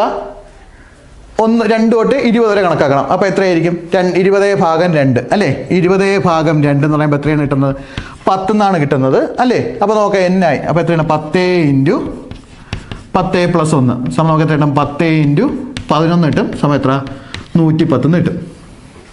അപ്പോൾ 10 വരെയുള്ള 20 വരെയുള്ള ഇരട്ട സംഖ്യയുടെ തുക എന്ന് ചോദിച്ചു കഴിഞ്ഞാൽ എത്രയാണ്, 20/2. അപ്പോൾ 10 10ാമത്തെ ഇരട്ട സംഖ്യയാണ് അത് 20. അപ്പോൾ കണ്ടുപിടിക്കാൻ 10×10+1 11. 10×11 നമുക്ക് എത്ര കിട്ടും, 110 കിട്ടും. ഇനി നമ്മൾ ശ്രദ്ധിക്കേണ്ട പ്രധാനപ്പെട്ട പോയിന്റ്, 20ാമത്തെ ഇരട്ട സംഖ്യയുള്ള തുക എന്ന് ചോദിച്ചു കഴിഞ്ഞാലോ, 20ാമത്തെ ഇരട്ട സംഖ്യ വരെയുള്ള തുക, അതാണ് നമ്മൾ ഏറ്റവും കൂടുതൽ ശ്രദ്ധിക്കേണ്ടത്. അപ്പോൾ 20 വരെയുള്ളതെന്ന് പറഞ്ഞു കഴിഞ്ഞാൽ നമുക്കറിയാം 2 തൊട്ട് ഏത് വേണേലുണ്ട്, 20 വരെയാണ് വരേണ്ടത്. പക്ഷേ 20ാമത്തെ ഇരട്ട സംഖ്യ വരെയുള്ള തുക അല്ലെങ്കിൽ ആദ്യത്തെ 20 ഇരട്ട സംഖ്യകളുടെ തുക എത്ര, അത് കണ്ടുപിടിക്കാൻ പറ്റും. നമ്മൾ എന്ത് ചെയ്തത്, 20×20+1 കണ്ടുപിടിച്ചാൽ മതി. ഇപ്പോൾ ആദ്യത്തെ 100 ഇരട്ട സംഖ്യയുടെ തുക ചോദിച്ചു കഴിഞ്ഞാൽ 100×100+1 കണ്ടുപിടിച്ചാൽ മതി. പക്ഷേ അവിടെ ശ്രദ്ധിക്കുക, ഇപ്പോൾ നോക്കേണ്ട പോയിട്ട് 100 വരെയുള്ളതെന്ന് പറഞ്ഞാൽ എന്താണ്, 2, 4, 6, 8 എന്ന് പറയുമ്പോൾ ഏത് വരെ വരണം, 100 വരെ വരണം. 20 വരെയുള്ളതെന്ന് പറയുമ്പോൾ 2, 4, 6, 8 നമ്മൾ ഏത് വരെ വരണം, 20 വരെ വരണം. അപ്പോൾ ഈ പോയിന്റ് ഒന്ന് ക്ലിയർ ചെയ്ത് ശ്രദ്ധിച്ചോളുക. നോക്കുക, അടുത്ത ഇരട്ട സംഖ്യയുമായിട്ട് ബന്ധപ്പെട്ട അടുത്ത ചോദ്യമാണ്, ആദ്യത്തെ എത്ര ഇരട്ട സംഖ്യകളുടെ തുകയാണ് 9900. ആദ്യത്തെ എത്ര ഇരട്ട സംഖ്യകളുടെ തുകയാണ് 9900 എന്നതാണ് ചോദ്യം. അപ്പോൾ നമുക്കറിയാം ഇരട്ട സംഖ്യയുടെ ഇക്വേഷൻ നേരത്തെ ഞാൻ പറഞ്ഞത് എന്താണ്, n×n+1. അപ്പോൾ ഈ 3 ഇക്വേഷൻ പഠിപ്പിക്കും. ആദ്യത്തെ ഒരെണ്ണം കഴിഞ്ഞു. ഇതാ രണ്ടാമത്തേതാണ് n×n+1. കഴിവതും ഒരു ചെറിയ പേപ്പറിൽ എഴുതി വെച്ച് എന്ത് ചെയ്യുക, ഒന്ന് പഠിക്കുക. അല്ലെങ്കിൽ ബുക്കിൻ്റെ സൈഡിൽ നമ്മൾ എന്ത് ചെയ്യുക, ഒന്ന് വേറെ കളർ പേനൊക്കെ റെഡൊക്കെ ആയിട്ട് ഒന്ന് എന്ത് ചെയ്യുക, ഒരു കോളമൊക്കെ വരച്ചിട്ട് നോക്കി ഒന്ന് പഠിക്കുക. എന്ന് വെച്ചാൽ നമുക്ക് എപ്പോഴും നോക്കുമ്പോൾ പെട്ടെന്ന് കാണാൻ പറ്റുന്ന രീതിയിലായിരിക്കണം ഇക്വേഷൻസ് കാണേണ്ടത്. വളരെ കുറച്ച് ഇക്വേഷൻ ഞാൻ പഠിപ്പിക്കുകയുള്ളൂ. അതൊന്ന് ജസ്റ്റ് എന്ത് ചെയ്യുക, ഓർത്ത് വയ്ക്കാനുള്ള മാർഗ്ഗമാണ് ഞാൻ പറഞ്ഞത്. അപ്പോൾ ഇങ്ങനെ നോക്കുക, ആദ്യത്തെ എത്ര ഇരട്ട സംഖ്യകളുടെ തുകയാണ് 9900. ഇവിടെ നേരത്തെ പറഞ്ഞാൽ നോക്കുക, n×n+1 ആണ് എത്ര, 9900. എക്സും ഒക്കെ കൊടുത്ത് ചെയ്യണവർക്കൊക്കെ ചെയ്യാം. n×n² പിന്നെ 1n എന്നൊക്കെ പറഞ്ഞ് ചെയ്യുന്നവരുണ്ട്. നമ്മൾ എക്സിൻ്റെ വില കണ്ടുപിടിക്കാൻ പണ്ട് 10ാം ക്ലാസ്സിൽ പഠിച്ച ഇക്വേഷൻസ് ഒക്കെ യൂസ് ചെയ്ത് ചെയ്യുന്നവരുണ്ട്. അവർക്കൊക്കെ ചെയ്യാം. ഞാൻ പക്ഷേ ഒരു ഒറ്റ കാര്യം പറയാം, നിങ്ങൾ കഴിവതും കിട്ടിയ ആൻസർ നോക്കുക. എത്രയാണ്? 9900 നേരെ ഓപ്ഷനിലേക്ക് വരിക. 9900 നോക്കിയിട്ട് നേരെ എന്തിലേക്ക് വരിക, ഓപ്ഷനിലേക്ക് വരിക. കിട്ടിയ ഏതെങ്കിലും സംഖ്യ കൊണ്ട് ഡിവൈഡ് ചെയ്യാൻ പറ്റുമെന്ന് മാത്രം ജസ്റ്റ് നോക്കിയാൽ മതി. 98 കൊണ്ട് ഡിവൈഡ് ചെയ്യാൻ പറ്റുമോ? ഡിവൈഡ് ചെയ്യാൻ പറ്റുമെന്നുണ്ടെങ്കിൽ നമ്മൾ കുത്തിയിൽ ഡിവൈഡ് നോക്കാൻ പറയുന്നില്ല. ആദ്യം തന്നിരിക്കുന്ന ഓപ്ഷനിൽ ഏറ്റവും പെട്ടെന്ന് ഡിവൈഡ് ചെയ്യാൻ പറ്റുന്ന ആദ്യം നോക്കുക. എന്നിട്ട് അതിൻ്റെ ആൻസർ കിട്ടുമോ നോക്കുക. പിന്നെ നമ്മൾ അധികം ചിന്തിക്കേണ്ട കാര്യമൊന്നുമില്ല. ഇല്ല, കാരണം എന്താണ്, ഓപ്ഷനിൽ ഏതെങ്കിലും ഒന്ന് മാത്രമേ നമുക്ക് ആൻസറായിട്ട് എന്ത് ചെയ്യുള്ളൂ, കിട്ടുകയുള്ളൂ. 98 കൊണ്ട് ഡിവൈഡ് ചെയ്യാൻ പറഞ്ഞാൽ 98 കൊണ്ട് കുത്തിയിൽ നിന്ന് ആദ്യമേ ഒന്നും ഡിവൈഡ് ചെയ്യരുത്. നമ്മൾ തൊട്ടടുത്ത ഓപ്ഷനിലേക്ക് വരിക. ഏതാണ്? 99 അല്ലേ. അപ്പോൾ നേരെ നോക്കാം, 9900 ഡിവൈഡഡ് ബൈ 99 ഡിവൈഡ് ചെയ്യുമ്പോൾ എത്ര കിട്ടും? 100 കിട്ടും. ആലോചിക്കേണ്ട കേസ് നമുക്ക് എന്താണ്, ഇവിടെ 99 ഇട്ടാൽ തൊട്ടടുത്ത സംഖ്യയാണോ അടുത്തത് വരണേന്നാണ് നോക്കേണ്ടത്. അടുത്തടുത്ത് തന്നെ സംഖ്യകൾ. ഇപ്പോൾ ഇവിടെ 10 കൊടുത്താൽ അടുത്ത സംഖ്യ എത്ര ആയിരിക്കണം? 11 ആയിരിക്കണം ഇവിടെ വരേണ്ടത്. ഇവിടെ 20 കൊടുത്താൽ അടുത്ത സംഖ്യ ഏത് വരണം? 21 വരണം. ഈ ഒരു ചിന്ത മൈൻഡിൽ ആദ്യം എന്ത് ചെയ്യുക, കൊണ്ടുവരിക. എന്താണ്, ഇവിടെ n ആയിട്ട് കൊടുക്കുന്ന സംഖ്യ ഏതോ അതിൻ്റെ തൊട്ടടുത്ത സംഖ്യ ആയിരിക്കും നമുക്ക് ഏത് വരേണ്ടത്? n+1 വരേണ്ടത്. അപ്പോൾ ഞാൻ ഇവിടെ കൊടുത്ത സംഖ്യ ഏതാണ്? n ആയിട്ട് കൊടുത്തത് 99 കിട്ടിയ ആൻസർ എത്രയാണ്? 100 അല്ലേ. തൊട്ടടുത്ത സംഖ്യയിൽ കിട്ടിയത്. അപ്പോൾ ആൻസറായി എത്രയാണ്? 99 ആൻസർ. ഇങ്ങനെയാണ് ആദ്യം ഓപ്ഷൻ എടുക്കേണ്ടത്. ഓപ്ഷൻ എടുക്കുമ്പോൾ നമ്മൾ എപ്പോഴും ശ്രദ്ധിക്കുക, ഏറ്റവും എളുപ്പമുള്ള സംഖ്യയിൽ ആദ്യമേ എന്ത് ചെയ്യുക, ചെയ്ത് എന്ത് ചെയ്യുക, ക്ലിയർ ആക്കുക. 98 ഡിവൈഡ് ചെയ്യാൻ നിന്നുകഴിഞ്ഞാൽ നമ്മൾ 2 കൊണ്ടൊക്കെ വെട്ടി കുറേ നേരം വരേണ്ടി വരും. നമുക്ക് അത്രയും സമയം എന്ത് ചെയ്യേണ്ട, കളയേണ്ട ആവശ്യമില്ല. അടുത്ത ഓപ്ഷൻ നോക്കുക, 99 അപ്പോൾ നമുക്ക് നേരിട്ട് പെട്ടെന്ന് ചെയ്യാൻ പറ്റും അല്ലേ. 9900 ഡിവൈഡ് ബൈ 99 പെട്ടെന്ന് ചെയ്ത് 100 തന്നെ കിട്ടിയ ആൻസർ അല്ലേ. അപ്പോൾ നോക്കുക, 99 തൊട്ടടുത്ത സംഖ്യ 100 ആൻസർ ആയില്ലേ. അപ്പോൾ ടൈം നമുക്ക് ഒരുപാട് പോകുന്നുണ്ടോ? ഇല്ല, കിട്ടിയ ഓപ്ഷനിൽ തന്നെ നമുക്ക് ആൻസർ എടുക്കാനുള്ള മാർഗ്ഗമാണ് ഇത്. ഇനി അഥവാ ഇത് 100 രണ്ടാമതെന്നുണ്ടെങ്കിൽ നമുക്ക് നേരെ ഡിവൈഡ് നോക്കാം. 9900 ഡിവൈഡ് ബൈ 100 ആയപ്പോൾ നമുക്ക് എത്രയാണ് കിട്ടിയത്? 99 കിട്ടിയത് അല്ലേ. 100 + 100 × 101 വരേണ്ടത്. അപ്പോൾ എന്തായാലും അത് ആൻസർ അല്ല.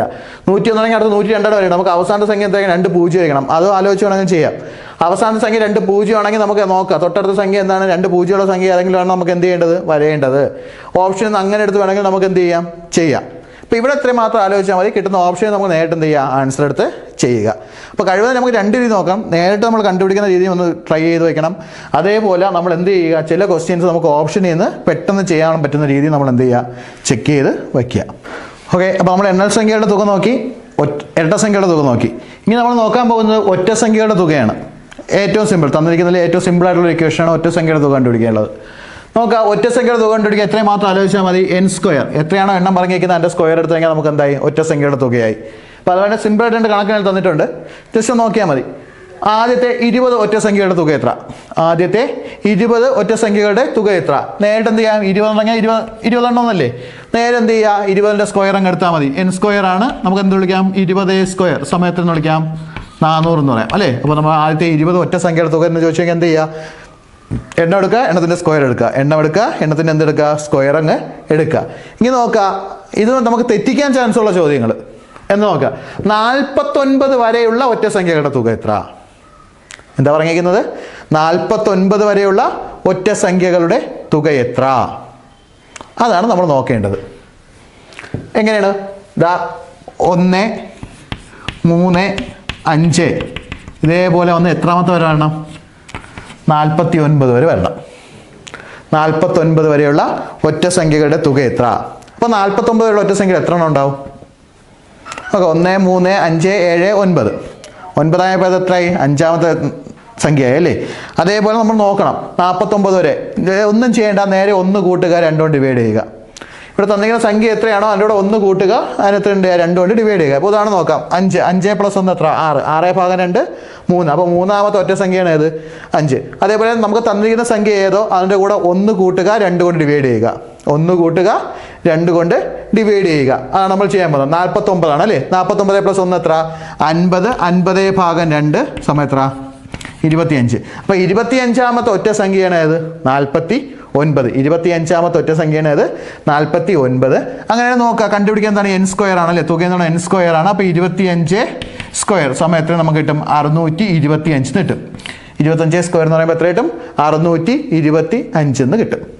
അപ്പോൾ ഇത്രയേ ഉള്ളൂ ഒറ്റ സംഖ്യയുടെ തുക കണ്ടുപിടിക്കാൻ. നേരിട്ട് എന്ത് ചെയ്താൽ മതി? n സ്ക്വയർ എന്ന് കണ്ടുപിടിച്ചാൽ മതി. അപ്പോൾ ആദ്യത്തെ 20 ഒറ്റ സംഖ്യയുടെ തുക എത്രയാണ്?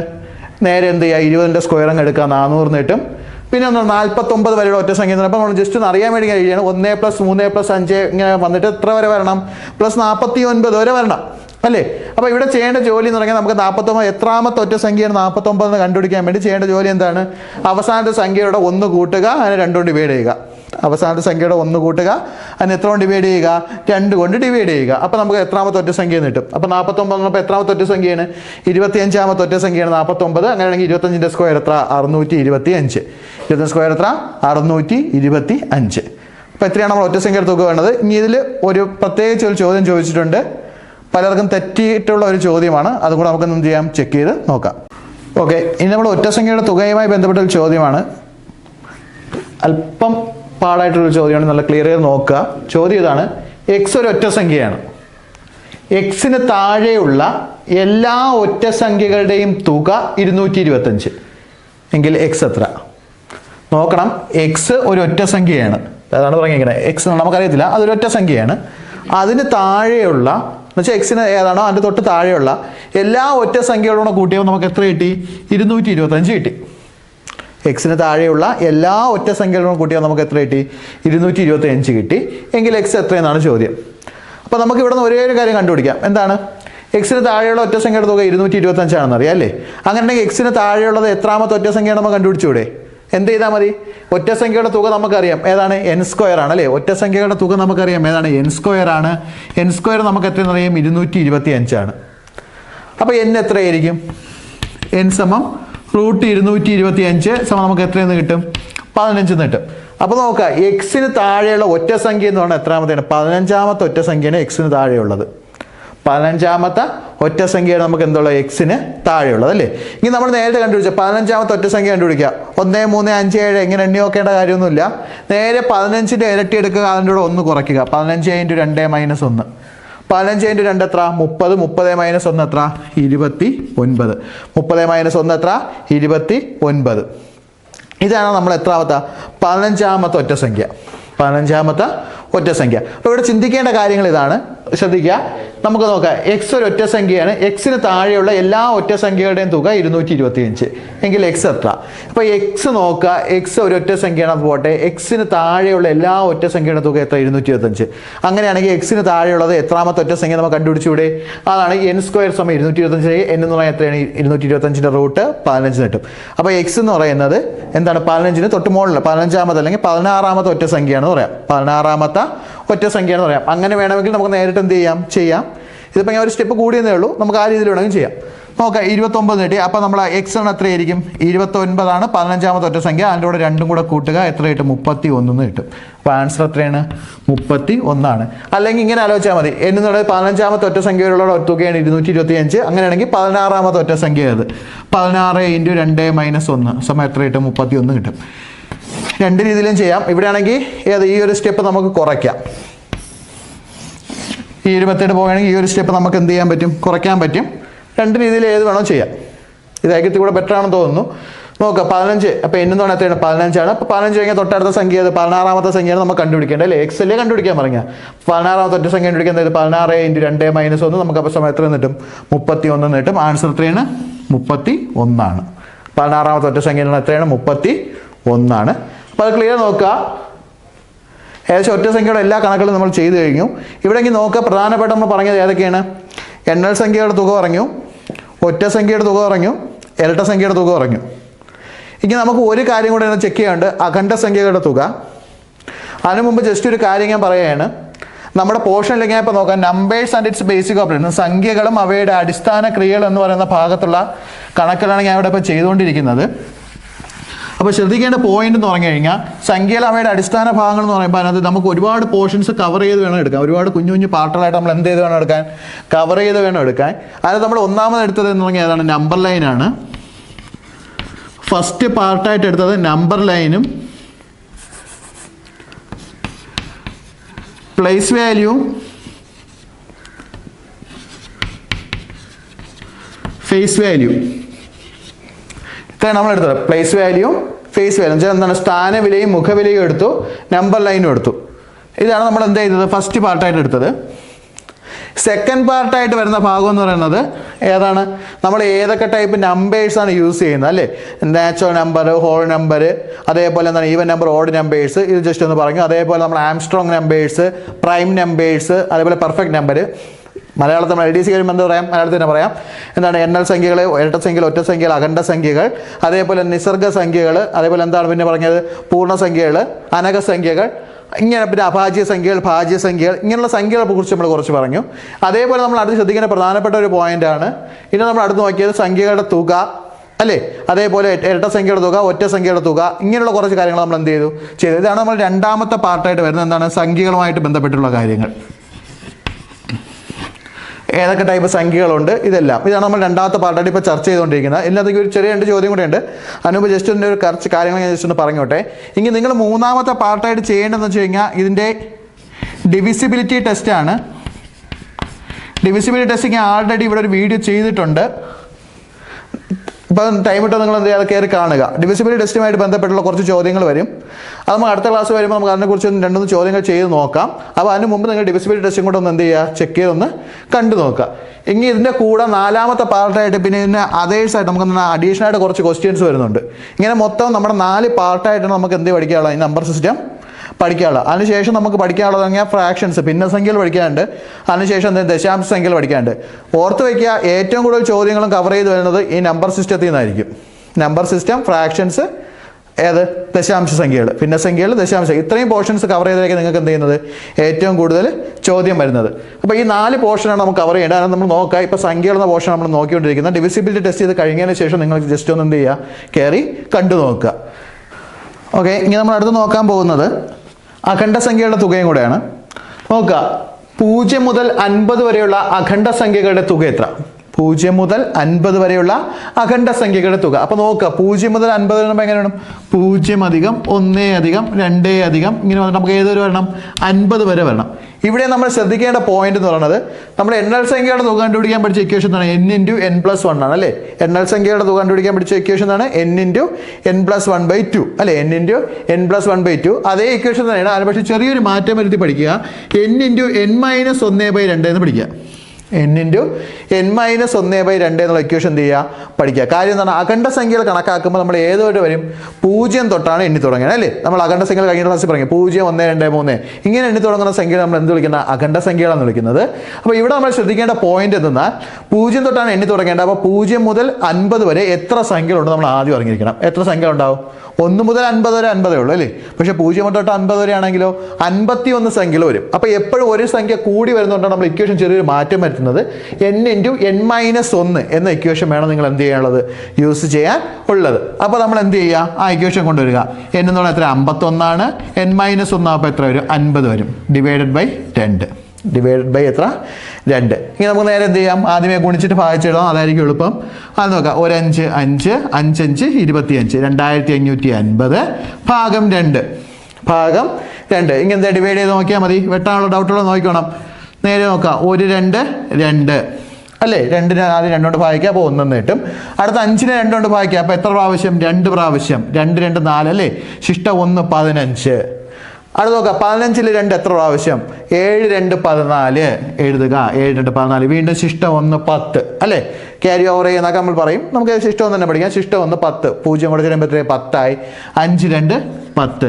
അപ്പോൾ നമ്മുടെ തുക എത്രയാണ്, 1275. അപ്പോൾ നോക്കുക, 0 മുതൽ 50 വരെ, 0 മുതൽ 50 വരെയുള്ള അഖണ്ഡ സംഖ്യകളുടെ തുക. അപ്പോൾ 0 എടുക്കണം, 50 എടുക്കണം.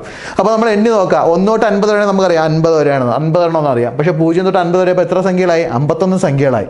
അവിടെ നമ്മൾ നോക്കുക, ഇക്വേഷൻ എന്ത് ചെയ്ത്, n×n+1/2 എന്ന് എടുക്കരുത്. 0-ന് വിലയില്ല എന്ന് കരുതി 50×51/2 എന്ന് ഒരിക്കലും എടുക്കരുത്, തെറ്റും. തിരിച്ചാണ് എടുക്കാനുള്ളത്. 51×50 അങ്ങനെ എടുക്കുക. ഇത് ചില തെറ്റാൻ ചാൻസ് കൂടുന്നു പറഞ്ഞു കഴിഞ്ഞാൽ ഇവിടെ നമുക്ക് കറക്റ്റായി കിട്ടും. എന്ന് വെച്ചാൽ 50 ഉള്ളപ്പോൾ 50 + 50×51 നമ്മൾ ഇങ്ങനെ എഴുതുക, 51×50 എന്ന് എഴുതിയത്. ഇവിടെ നമുക്ക് കുഴപ്പമില്ല, n×n+1 എടുത്തു കഴിഞ്ഞാൽ. ഇവിടെ തെറ്റാൻ ചാൻസ് ഉള്ള ചോദ്യം എന്ന് പറയുന്നത് തൊട്ട് അടുത്ത ചോദ്യമാണ്. ആദ്യത്തെ 40 അഖണ്ഡ സംഖ്യകളുടെ തുക. ആദ്യത്തെ 40 അഖണ്ഡ സംഖ്യയുടെ തുക. ഞാൻ ഇവിടെ പറഞ്ഞതുപോലെ എന്ന് വെച്ചാൽ നമ്മൾ n × n+1/2 എന്ന ഇക്വേഷൻ ഇവിടെ ഉപയോഗിച്ച് നമുക്ക് കറക്റ്റ് ആൻസർ കിട്ടും. 0 മുതൽ 50 വരെയുള്ളത് എന്താണ്? 50 × 51. അങ്ങനെ നമുക്ക് ചെയ്യാൻ പറ്റും. 0-ന് വിലയില്ലല്ലോ, അതുകൊണ്ട് 50 × 51 എടുക്കാൻ പറ്റും. പക്ഷേ ആദ്യത്തെ 40 വരെയുള്ളത് നമ്മൾ എന്ത് ചെയ്യും? പെട്ടെന്ന് ചിലപ്പോൾ 40 × 41 എന്ന് എടുത്ത് കളയും, എങ്കിൽ തെറ്റും. അവിടെ തെറ്റാൻ നോക്കാം. ആദ്യത്തെ 40 അഖണ്ഡ സംഖ്യ നമ്മൾ 0 to 39 വരെയാണ് വരേണ്ടത്. 0 മുതൽ ഏതുവരെ വരണം? 39 വരെയാണ് വരേണ്ടത്. അപ്പോൾ അവിടെ തെറ്റാൻ ചാൻസ് ഉള്ളതുകൊണ്ടാണ് ഞാൻ n × n-1 എന്നുള്ള ഇക്വേഷനായിട്ടാണ് ഞാൻ പറഞ്ഞിരുന്നത്.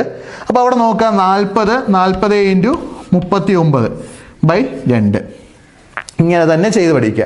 കാര്യം നമുക്ക് പെട്ടെന്ന് ആലോചിക്കാൻ നേരത്ത് നമുക്ക് അതേ ഇക്വേഷൻ അല്ലേ ഇവിടെയും കിട്ടുന്നത് നമുക്ക് പെട്ടെന്ന് ഓർമ്മ വരും. കാര്യം 50 × 51 പകരം 51 × 51 എഴുതി രണ്ടും ഒരേപോലെ വലിയ ഉത്തരം കിട്ടുന്നതിന് നമുക്ക് എപ്പോഴും ഒരു ചിന്ത വരും. ആ ചിന്ത വന്നു കഴിഞ്ഞാൽ തെറ്റാൻ ചാൻസ് ഉള്ള ചോദ്യമാണ് ഞാൻ രണ്ടാമത് എഴുതിയിരിക്കുന്നത്. ആദ്യത്തെ 40 അഖണ്ഡ സംഖ്യകളുടെ തുക. ആ ചിന്തയിൽ വെച്ച് എഴുതുകയാണെങ്കിൽ 40 × 41 നമ്മൾ ഓട്ടോമാറ്റിക്കായിട്ട് എഴുതിപ്പോവും. അത് നമ്മുടെ മൈൻഡിൻ്റെ പ്രോബ്ലമാണ്. അത് നമ്മൾ എന്ത് ചെയ്യണില്ല, ഓർക്കത്തില്ല. അതുകൊണ്ടാണ് ഞാൻ ഈ ഇക്വേഷനായിട്ട് തന്നെ പഠിച്ചത്. എന്താണ്? n × n-1/2 എന്ന്. അപ്പോൾ നോക്കാം, 40 അപ്പോൾ 40 × 39/2. ഇങ്ങനെ 40 രണ്ടും കൂടെ അങ്ങ് വെട്ടിക്കൂടെ? വെട്ടുമ്പോൾ നമുക്ക് എത്ര കിട്ടും? 20 കിട്ടും. 20 അപ്പോൾ 20 × 39 എത്ര? 780. അപ്പോൾ എന്താണ്? ആദ്യത്തെ 40 അഖണ്ഡ സംഖ്യയുടെ തുക എന്ന് പറയുന്നത് എത്രയാണ്? 780 ആണ്. അപ്പോൾ നമ്മൾ നോക്കുക, ഏകദേശം തുകകൾ കണ്ടുപിടിക്കാനുള്ള ഏകദേശം പോർഷൻസ് ഇന്ന് തീർത്തിട്ടുണ്ട്. ഇമ്പോർട്ടൻ്റ് ആണ്, ക്ലിയർ ചെയ്ത് നോക്കിക്കൊള്ളുക.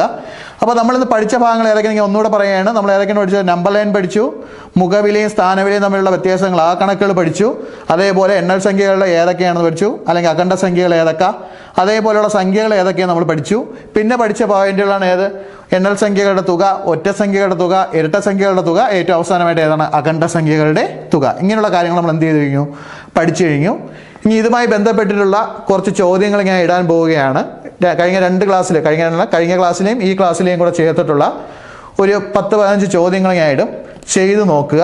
ചെയ്ത് നോക്കിയിട്ട് നിങ്ങൾ തന്നെ എന്ത് ചെയ്യുക? ഒന്ന് ക്ലിയർ ചെയ്ത് നോക്കുക. ഇതുവരെ നമ്മൾ 2 ക്ലാസ്സിലാണ് ചർച്ച ചെയ്തത്, കഴിഞ്ഞ ക്ലാസ്സും ഇന്നത്തെ ഈ ക്ലാസ്സിലും കൂടി. ഇത്രയും ക്ലാസ്സിൽ നമ്മൾ ചർച്ച ചെയ്തിട്ടുള്ള എല്ലാ പോർഷനും കൂടെ കവർ ചെയ്തുകൊണ്ട് എന്നൊരു 8 ചോദ്യം ഞാൻ ചെയ്തിടുന്നുണ്ട്. അപ്പോൾ എല്ലാവരും ജസ്റ്റ് ഒന്ന് എന്ത് ചെയ്യുക? ചെയ്തൊന്ന് നോക്കുക.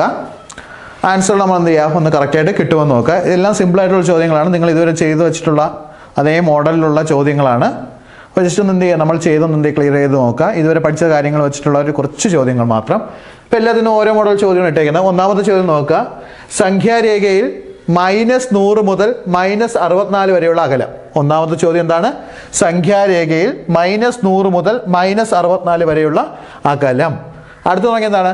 രണ്ടാമത്തെ ചോദ്യം 213.569. എപ്പോഴും ശ്രദ്ധിക്കുക, പോയിന്റ് കഴിഞ്ഞിട്ട് സംഖ്യകൾ സെപ്പറേറ്റ് എടുത്തെടുത്താണ് കൂടുതലും പറയാറുള്ളത്, അല്ലെങ്കിൽ അങ്ങനെ പറയാവൂ. ഇപ്പോൾ 213.569 എന്ന സംഖ്യയിൽ 5ന്റെ സ്ഥാനം. അടുത്ത ചോദ്യം, ആദ്യത്തെ 15 എണ്ണൽ സംഖ്യകളുടെ തുക എത്ര? അടുത്ത ചോദ്യം എന്താണ്? ആദ്യത്തെ 15 എണ്ണൽ സംഖ്യകളുടെ തുക എത്ര? അടുത്ത ചോദ്യം എന്താണ്? ആദ്യത്തെ എത്ര എണ്ണൽ സംഖ്യകളുടെ തുകയാണ് 820? ആദ്യത്തെ എത്ര എണ്ണൽ സംഖ്യകളുടെ തുകയാണ് 820? അപ്പോൾ 4 ചോദ്യമുണ്ട്. നമുക്കിത് ഹോംവർക്കായിട്ട് വേണമെങ്കിൽ പറയാം. നിങ്ങൾ എന്താ ചെയ്യുക? ഇത് ഈ ക്ലാസ് എല്ലാം കണ്ടതിന് ശേഷം എന്ത് വീഡിയോ ഒന്ന് ചെയ്ത് നോക്കാൻ വേണ്ടി 4 ചോദ്യമായി. ഇനി അടുത്ത 4 ചോദ്യം കൂടെ ഉണ്ട്, അതും കൂടെ വെച്ചിട്ട് നമുക്ക് എന്ത് ചെയ്യാം? നോക്കാം. 5ാമത്തെ ചോദ്യം, 50 വരെയുള്ള ഇരട്ട സംഖ്യകളുടെ തുക. 50 വരെയുള്ള ഇരട്ട സംഖ്യകളുടെ തുക. അടുത്ത 6ാമത്തെ ചോദ്യം, ആദ്യത്തെ എത്ര ഇരട്ട സംഖ്യകളുടെ തുകയാണ് 240? ആദ്യത്തെ എത്ര ഇരട്ട സംഖ്യകളുടെ തുകയാണ് 240? 7ാമത്തെ ചോദ്യം, 21 വരെയുള്ള ഒറ്റ സംഖ്യകളുടെ തുക. 21 വരെയുള്ള ഒറ്റ സംഖ്യകളുടെ തുക. അടുത്ത ചോദ്യം എന്താണ്? എക്സ് ഒരു ഒറ്റ സംഖ്യയാണ്. എക്സിന് താഴെയുള്ള എല്ലാ ഒറ്റ സംഖ്യകളും കൂട്ടിയപ്പോൾ 169 കിട്ടി. എക്സ് എത്ര? മൊത്തം എത്ര ചോദ്യമായി? 8 ചോദ്യമായി. ഇനി 2 ചോദ്യം കൂടെ ഉണ്ട്, ക്ലിയർ ചെയ്ത് നോക്കുക. ഇനി ദിവസങ്ങളിൽ പഠിപ്പിച്ചിട്ടുള്ള സെയിം ചോദ്യങ്ങളാണ് ഇട്ടിട്ടുള്ളത്. കറക്റ്റായിട്ട് എന്ത് ചെയ്യുക? ചെയ്ത് നോക്കുക. 2 ചോദ്യം കൂടെ നോക്കാം. 9ാമത്തെ ചോദ്യം, 0 മുതൽ 30 വരെയുള്ള അഖണ്ഡ സംഖ്യകളുടെ തുക എത്ര? 0 മുതൽ 30 വരെയുള്ള അഖണ്ഡ സംഖ്യകളുടെ തുക എത്ര? ലാസ്റ്റ് ചോദ്യം, ആദ്യത്തെ 20 അഖണ്ഡ സംഖ്യകളുടെ തുക എത്ര? ആദ്യത്തെ 20 അഖണ്ഡ സംഖ്യകളുടെ തുക എത്ര? അപ്പോൾ ഇത്രയും നോക്കുക. ഇതുവരെ നമ്മൾ പറഞ്ഞിട്ടുള്ളതെന്ന് പറഞ്ഞാൽ എന്താണ്? പ്രീവിയസ് ക്വസ്റ്റ്യൻസ് മാത്രം വെച്ചിട്ടുള്ള ക്ലാസ്സുകളാണ് ഞാൻ എടുത്തിട്ടുള്ളത്. കഴിവതും ഒരു ക്വസ്റ്റ്യൻ പോലും ആൻസർ പോലും ചെയ്യാതെ വിടരുത്. കഴിവതും എല്ലാം ചെയ്ത് എന്ത് ചെയ്യുക? ക്ലിയർ ചെയ്ത് പഠിച്ചുകൊള്ളുക. Number and its basic operation. സംഖ്യകളും അവയുടെ അടിസ്ഥാന ക്രിയകൾ എന്ന ഭാഗത്തിലെ 2 പാർട്ടാണ് ഞാൻ ഇവിടെ തീർത്തിട്ടുള്ളത്. 2 പാർട്ട് കൊണ്ട് നമ്മൾ നോക്കുക ഏകദേശം കവർ ചെയ്യുന്ന തുടങ്ങിയാൽ എന്താണ്, നമ്പർ ലൈൻ അല്ലെങ്കിൽ സംഖ്യാരേഖ, സ്ഥാനവിലയും മുഖവിലയും, അതേപോലെ എന്താണ് എണ്ണൽ സംഖ്യ അവയുടെ തുകകൾ കണ്ടുപിടിക്കാനുള്ളത്. പിന്നെ അല്ലാതെ നമ്മൾ പറഞ്ഞിട്ടുള്ള എണ്ണൽ സംഖ്യകൾ, അഖണ്ഡ സംഖ്യകൾ, ഒറ്റ സംഖ്യകൾ, ഇരട്ട സംഖ്യകൾ ഇവയൊന്നും അറിഞ്ഞിരിക്കുക. അതേപോലെ റോമൻ ലെറ്റേഴ്സിൻ്റെ കാര്യങ്ങളൊക്കെ പരീക്ഷയ്ക്ക് പണ്ട് ചോദിച്ചിട്ടുണ്ട്, പ്രത്യേകിച്ച് ലാസ്റ്റ് ഇയർ എക്സാമിനൊക്കെയാണ് ചോദിച്ചിട്ടുള്ളത്. ഇപ്പോൾ രണ്ടും കൂടെ ചേർത്ത് പ്രിലിംസ് ആയതുകൊണ്ട് ചോദ്യങ്ങൾ വരാൻ ചാൻസ് ഉണ്ടാവും. നമുക്കൊന്ന് ചോദിച്ചു കഴിഞ്ഞാൽ ചിലപ്പോൾ വരാം, ഉറപ്പ് പറയാൻ പറ്റത്തില്ല എങ്ങനെയാണ് ക്വസ്റ്റ്യൻസ് വരണതെന്ന്. അപ്പോൾ ഈ കാര്യങ്ങളെല്ലാം ജസ്റ്റ് ഒന്ന് ക്ലിയർ ചെയ്ത് നോക്കുക. പിന്നെ അഭാജ്യ സംഖ്യകൾ പ്രധാനമായിട്ട് എടുത്ത് നോക്കേണ്ടത് നമ്മൾ ഈ ഓഡ് വൺ ഔട്ട് എന്ന് വെച്ചാൽ ഒറ്റയാനെ കണ്ടെത്തുക, അല്ലെങ്കിൽ നമ്മൾ തന്നിരിക്കുന്ന സംഖ്യകളിൽ വ്യത്യാസപ്പെട്ടിരിക്കുന്ന ഏത്, ഇതൊക്കെ കണ്ടെത്താൻ നേരത്ത് നമുക്ക് എന്ത് ആവശ്യമുണ്ട്, നമ്മുടെ പ്രധാനപ്പെട്ട അഭാജ്യ സംഖ്യകൾ എന്ന ഭാഗം എന്ത് ചെയ്യേണ്ട ആവശ്യം വരുന്നുണ്ട്. അപ്പോൾ ഇത്രയും കാര്യങ്ങൾ ക്ലിയർ ചെയ്ത് നോക്കുക. അപ്പോൾ 10 ചോദ്യങ്ങൾ തന്നിട്ടുണ്ട്. എന്തെങ്കിലും ഡൗട്ട് ഉണ്ടെങ്കിൽ എന്ത് ചെയ്യുക, കമൻറ്റ് ചെയ്യുകയോ അല്ലെങ്കിൽ നമ്മൾ അറിയിക്കുകയോ ചെയ്യുക. അപ്പോൾ എല്ലാവർക്കും നല്ലൊരു ദിവസം ആശംസിക്കുന്നു.